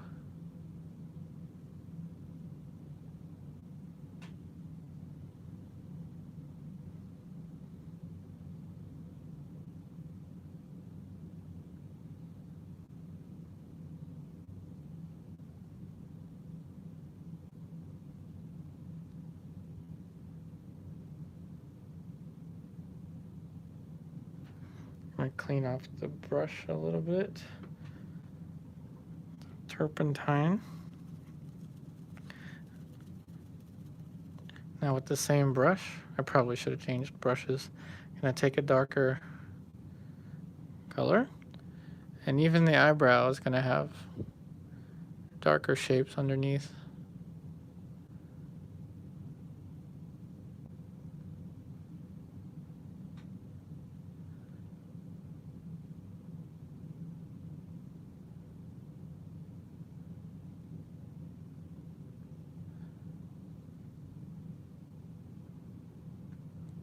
Okay, now again to go in with the lighter planes. Now we're kind of running close to the 2-hour mark. I'm wondering how long the live stream, how long YouTube lets you live stream.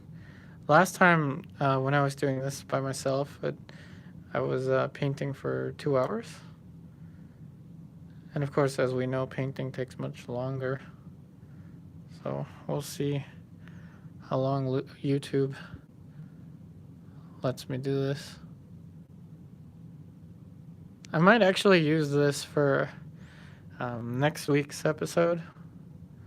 That might give me an extra week to produce more realistic paintings. What I'm trying to do is have 2 weeks to produce a painting episode, so I have more realistic paintings and I can explain them better.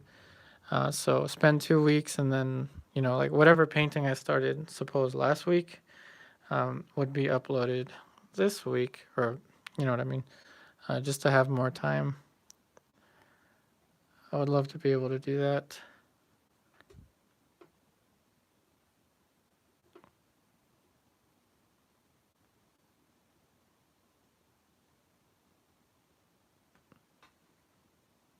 So now building more light.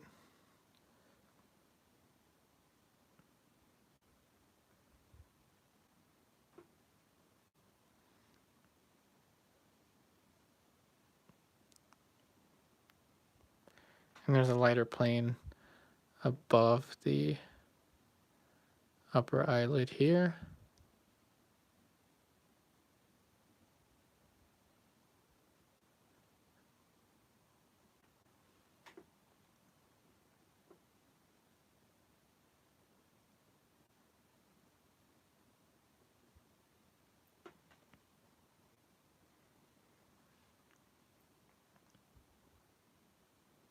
And there's an even lighter shape that I missed earlier over here. So even the edges between the planes themselves can have a lot of variation. So I'm actually gonna leave that one sharper.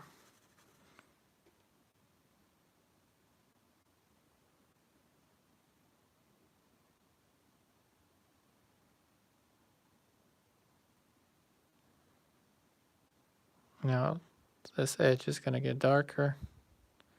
So I'm looking at the bottom corner of the lower eyelid. And even this little shape has curvature, so it's turning away from the light.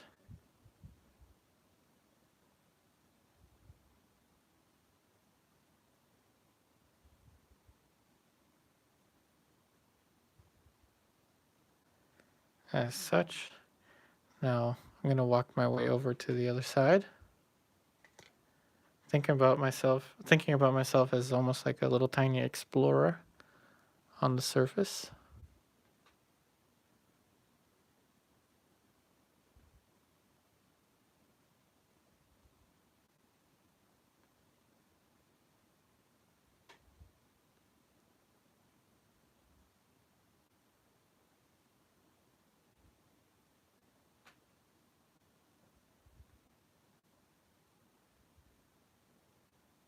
And that's how we paint in the planes in the small world, in the smaller areas.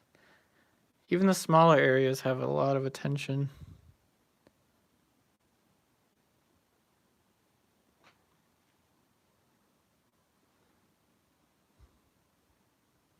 And then, of course, that area that I left too dark, I can go in with a clean and dry synthetic. Just lightly kind of make it soft.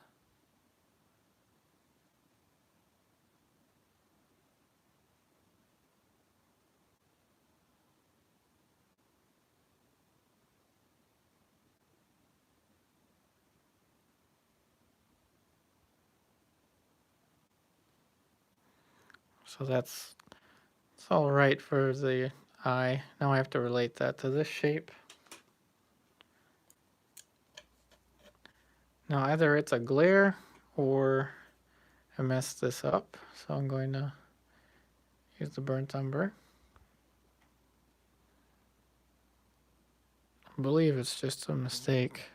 I have to push this in a little more.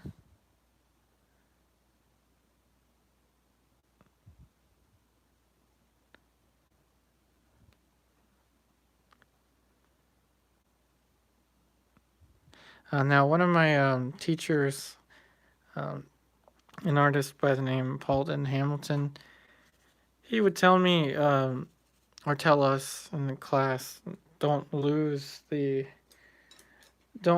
painting for the likeness. So although I do respect the likeness, I try my best to achieve likeness, but at a certain point I will leave a certain kind of window of error, acceptable kind of tolerance of error with portraiture.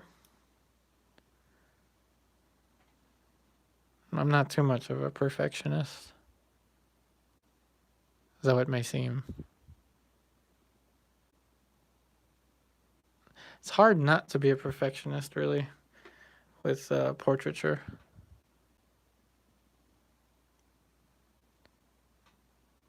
As you and I both know, portraiture, any little tiny thing can become a big thing.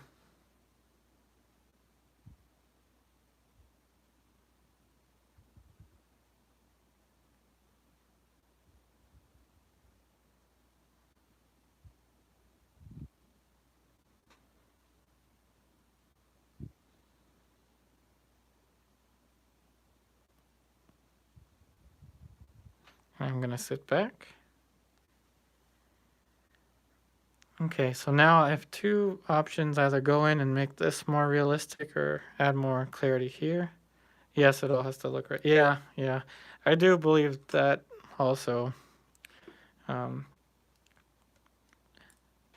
the best you can to achieve the likeness and the character that someone has. It's hard. It's really hard.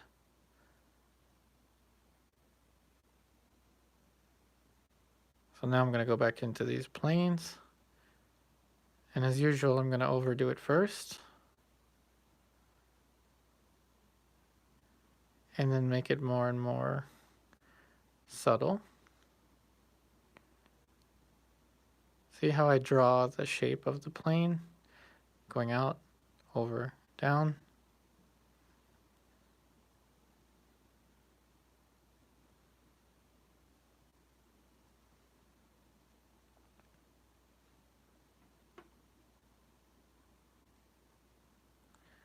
A little cooler, sap green. I'm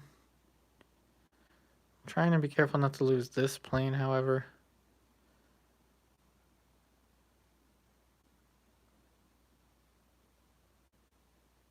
This is the hard stuff for me.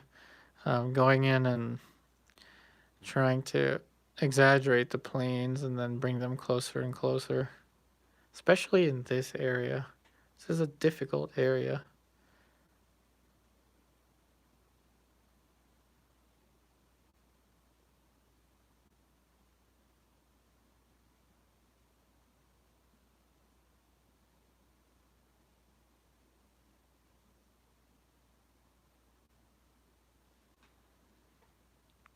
Okay, so now this has to ever so slightly get darker.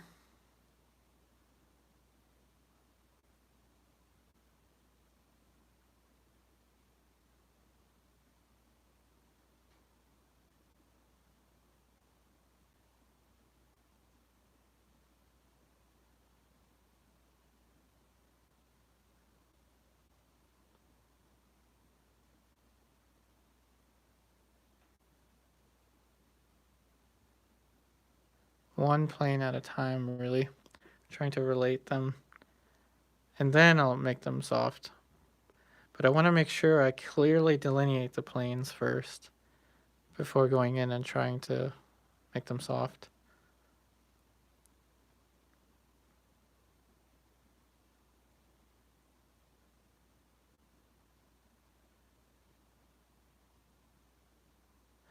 And this part is usually very difficult with photo references in particular. I notice photographs, I mean, of course, depending on how the picture is taken, photographs usually make this stuff too flat. So working from life, I think, is one of the best ways to learn how this should look. Oftentimes when I'm working from photographs, I kind of have to make things up that I don't see in order to make it more clear. That's something I wouldn't have to do working from life. But as I mentioned in a lot of my videos, I would work from life all the time if I could, but it's just too expensive. Maybe in the future I'll be able to.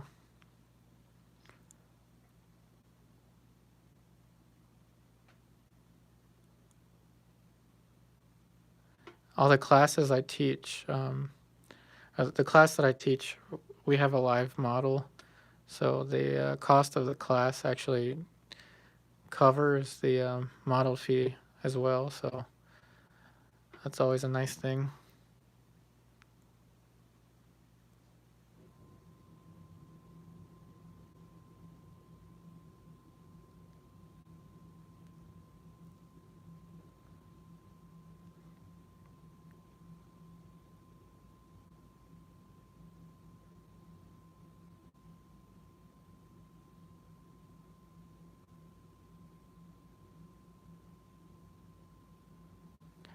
So now hopefully there's a little more clarity there. So what I'll do is go in now with the soft brush, although this brush isn't that soft anymore.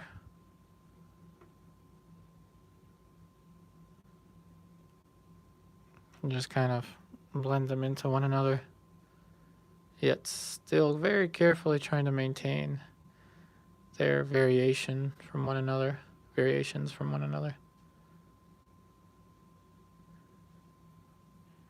This is the hard stuff, I think.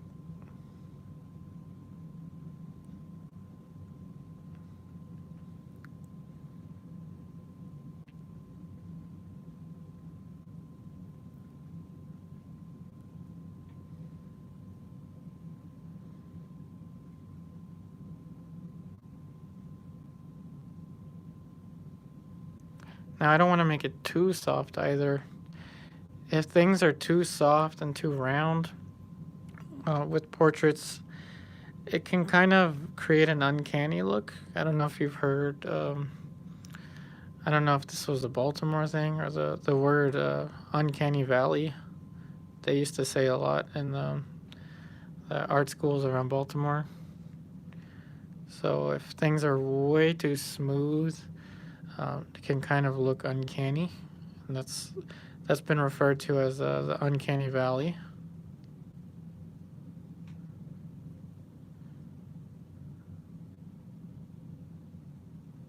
So I'm careful, still trying to leave some areas kind of more brushy, so to speak.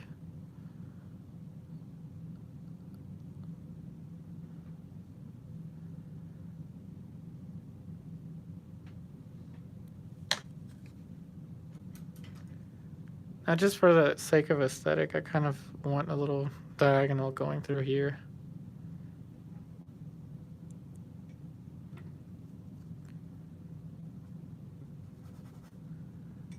The blue has already kind of sunken into the canvas.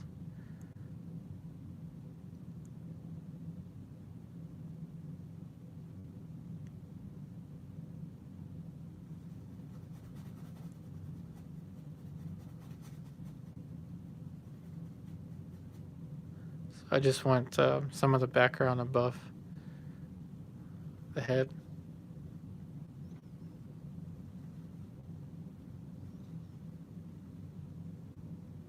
Probably to complement that, again, thinking of the vignette, I think I'm going to throw a light blue there.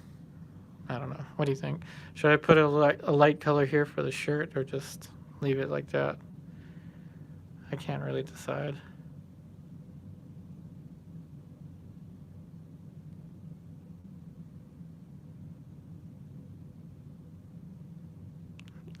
Okay, so just a light color. Ultramarine. A little bit of this sap green. And again, I'll post the photo reference to the Facebook photo reference group when this is done, and then on the main YouTube channel, or should I say just on the channel.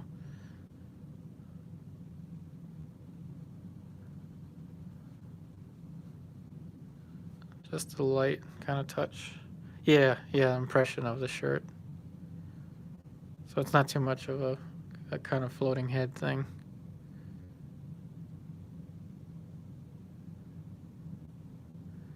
Just a shadow. Just a shirt. One thing I always look out for is angles that meet one another. So this and this. In the photo reference, they almost perfectly meet. So here and here, I don't like that. Just in terms of composition.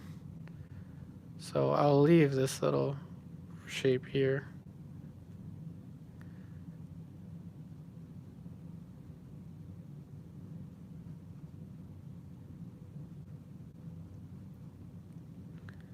So for the impression of the shirt, I don't know, what do you think? Should I paint some of this area too, or just leave it as such, like this little window of color?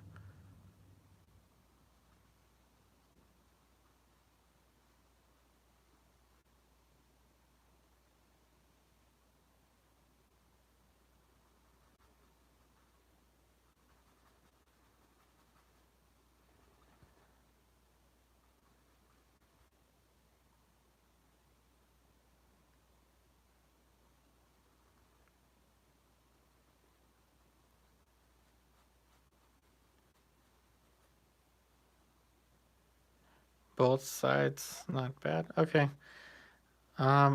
Yeah, I can do this side. It's just gonna take a little bit longer. Let me get the flesh tone color first. Let's get the cadmium red, sap green.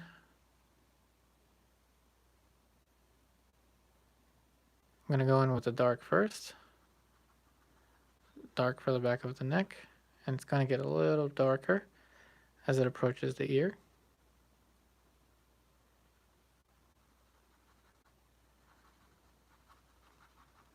And then the background tone. Here's another little trick that not just me, a lot of other artists do this. They'll make the shadow side lighter.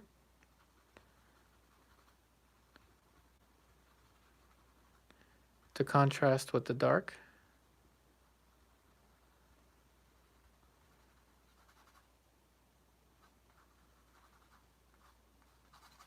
And we'll let some of the brush strokes show through.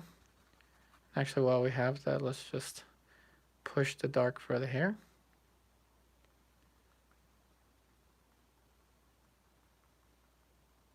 Add more depth over there. Clean off the brush a little bit. Turpentine. Now, a little bit of the color for the shirt.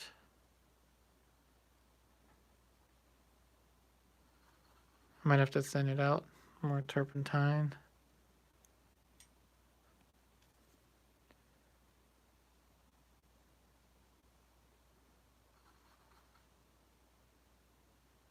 Just to leave the impression of the shirt. There's the dark part of the shirt. Don't want to overdo it.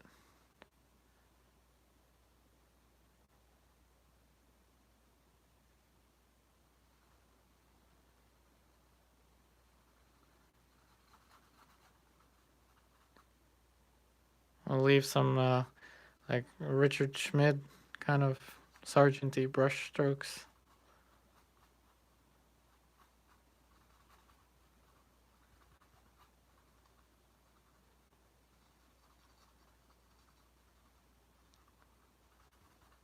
And now I'll just fill in the color for the neck. And actually, I can go in and deepen the shadow a little bit. Yep.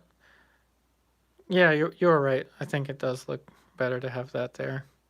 As you'll see in the photo reference, when you see the photo reference, I completely changed the angle of the neck a little bit, but I don't know. I think as long as it looks right in the painting, that's what matters.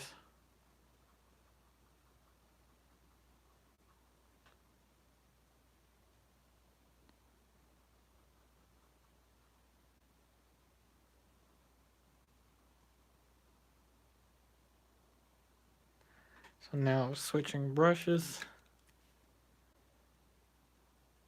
Yeah, as long as it looks right in the painting.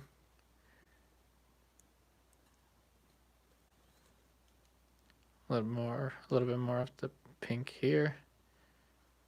Whoa, it's too light. It's actually a little bit cooler. I'm gonna take some of the background color. It might be too cool. Yellow ochre.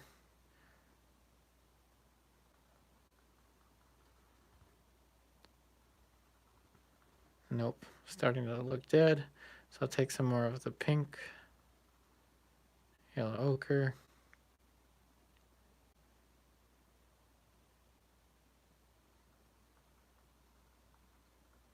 So when I paint in a color I don't like that, one of the ways I'll fix that, just get a brush that, in this case I think this is the one that I used for the toning of the canvas. Gonna just blend it into the side there. This is almost gonna be like a ground now. And then soft brush. When in doubt, blur it out. So I want to have less attention on this area. Okay, and now I'll go in once more with a better flesh tone. I think my mistake was taking color from here to cool it down. That was my mistake.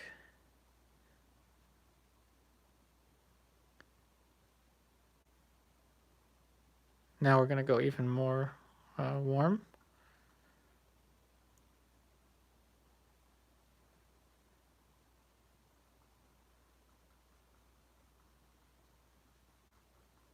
Just to get that transition for the neck.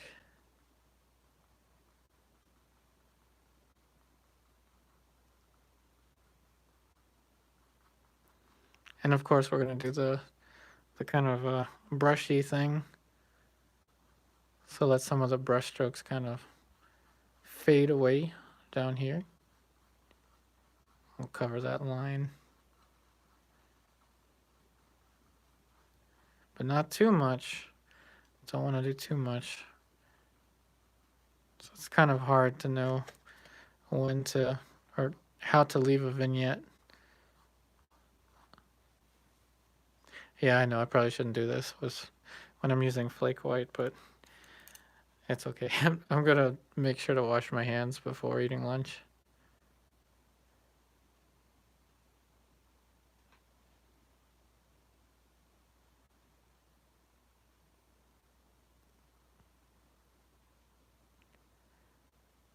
I'm just going to go in and make this edge soft. Then I think after I make this soft, I think that might be about good for the demo. Unless after I make this soft, do you think there's anything else you want me to do with this this demonstration?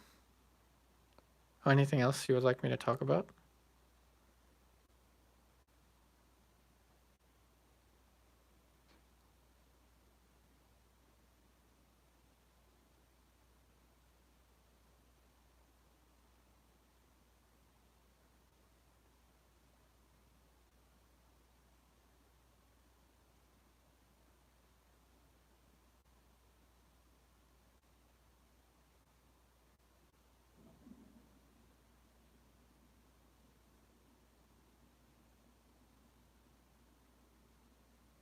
You might be looking at this. I just noticed that. I'm gonna make that less sharp.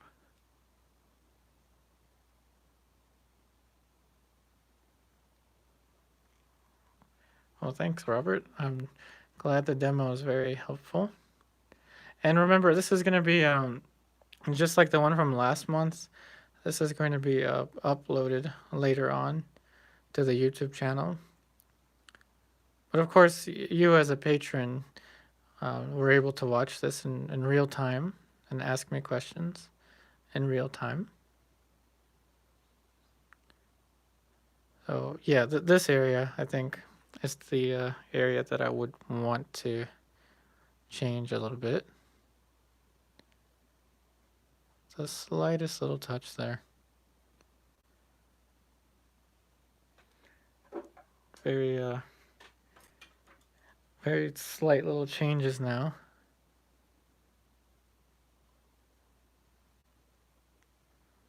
So yeah, soften away. I'm trying to avoid saying the word soften. I used to say soften, pronouncing the T, and then everyone was getting on my case that I am not supposed to say it like that. So now I just say make softer. So making it soft. See, almost said it. Just making it soft. Yeah, I think that makes a difference. I just want to again kind of curve this. This should be about the last thing, unless I see something else that I want to adjust. I think that's gonna bother me. This is too almost like a cloud, vague or ambiguous, but I don't know. It would take so much longer really to adjust it. I don't know.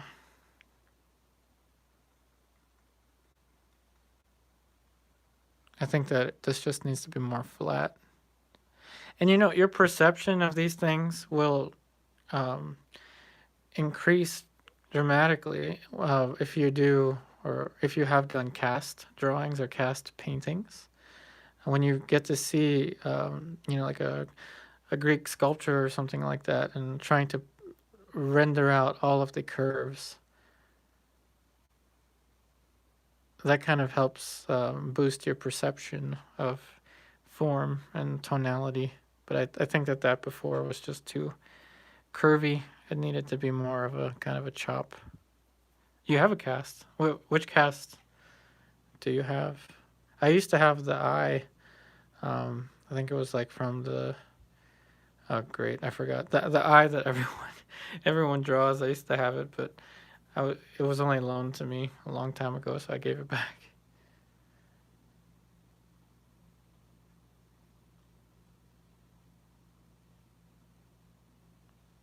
Yeah, I want to have my own cast someday.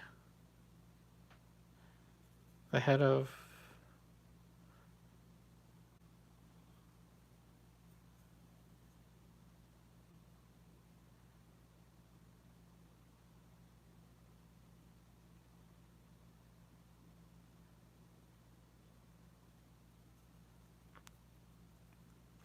Yeah, I hear they're really expensive though. The casts. Oh, Michelangelo? Cool. Yeah, I want one of those. Although knowing me, I would probably spend a year probably on a cast painting. Easily. Yeah. Like a year on it. The longest I spent on a cast drawing, I think, was a whole semester, like 3 months. But when I was at the school studio in Caminati, I borrowed it. They let me borrow it, and I was drawing it pretty much the whole semester, one of the first semesters there. And the first semester I was there.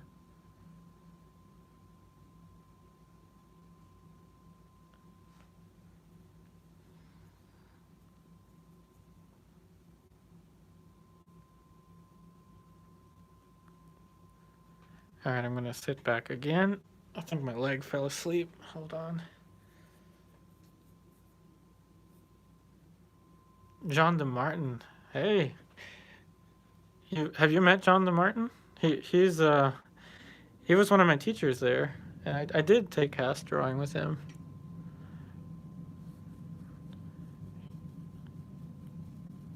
He taught me so much about figure drawing. He was definitely one of my favorite teachers.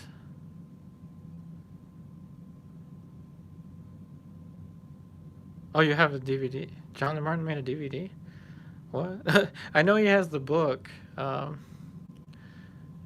Figure Drawing Atelier, or I forgot what he titled it.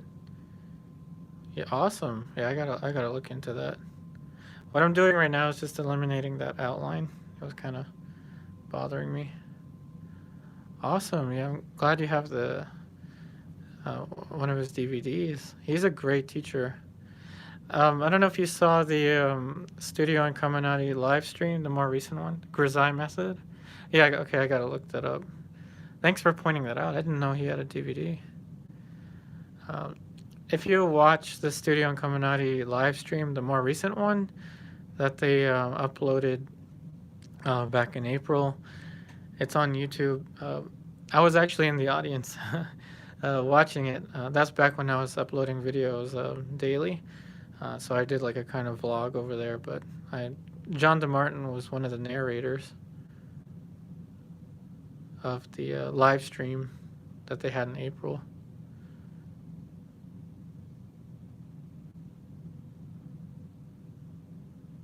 Yeah, I was glad he actually remembered me. He's such a nice guy. I actually didn't have, I probably shouldn't say this. I didn't have enough cash to pay the parking, my parking fee when I was leaving there, and he was so nice. He covered my parking cost when I was leaving from Incaminati after the demo. He's such a nice guy. He's so humble, too.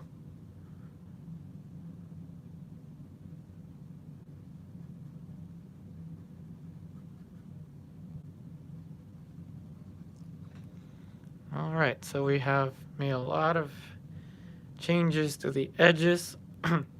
Excuse me. So I think that's all right. I mean, it's not as finished as one of the longer paintings. That way on the DVD. Yeah, yeah. John DeMartin is really, really nice. If he seemed nice in the DVD, it's because he really is one of the nicest people. I think that we're good. Um, do you see anything? Any other edges I should probably make softer, or anything that I should do? I mean, obviously at this point, I can't move an eye or an ear or something, but I think we're good.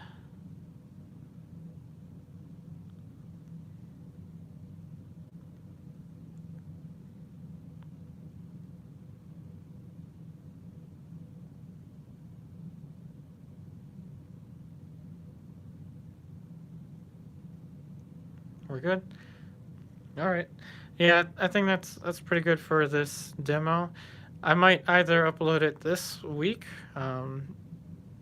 or upload it next week. I think I'll upload it next week. So Robert, if you would like to have the photo reference earlier, I can just message it to you right after I'm done, um, shutting off the live stream. But thank you so much, Robert, for watching. And for those that are going to watch this live stream in the future, head on over to patreon.com/upariartist and look for the live stream tier. That's where you'll be able to get the link. Yep. Cool. Yeah, Robert, I'll send you the picture of the photo reference. And if I forget for some reason, please remind me on Patreon. I'm always checking the Patreon. With that being said, I really hope that this demonstration helps you out, and can't wait to see your artwork and to do this demo again for the first Saturday of the month of January. Yep, thanks again, Robert, for watching. So I'm going to go ahead and shut down the live stream. Thank you so much for watching, and I'll see you again very soon.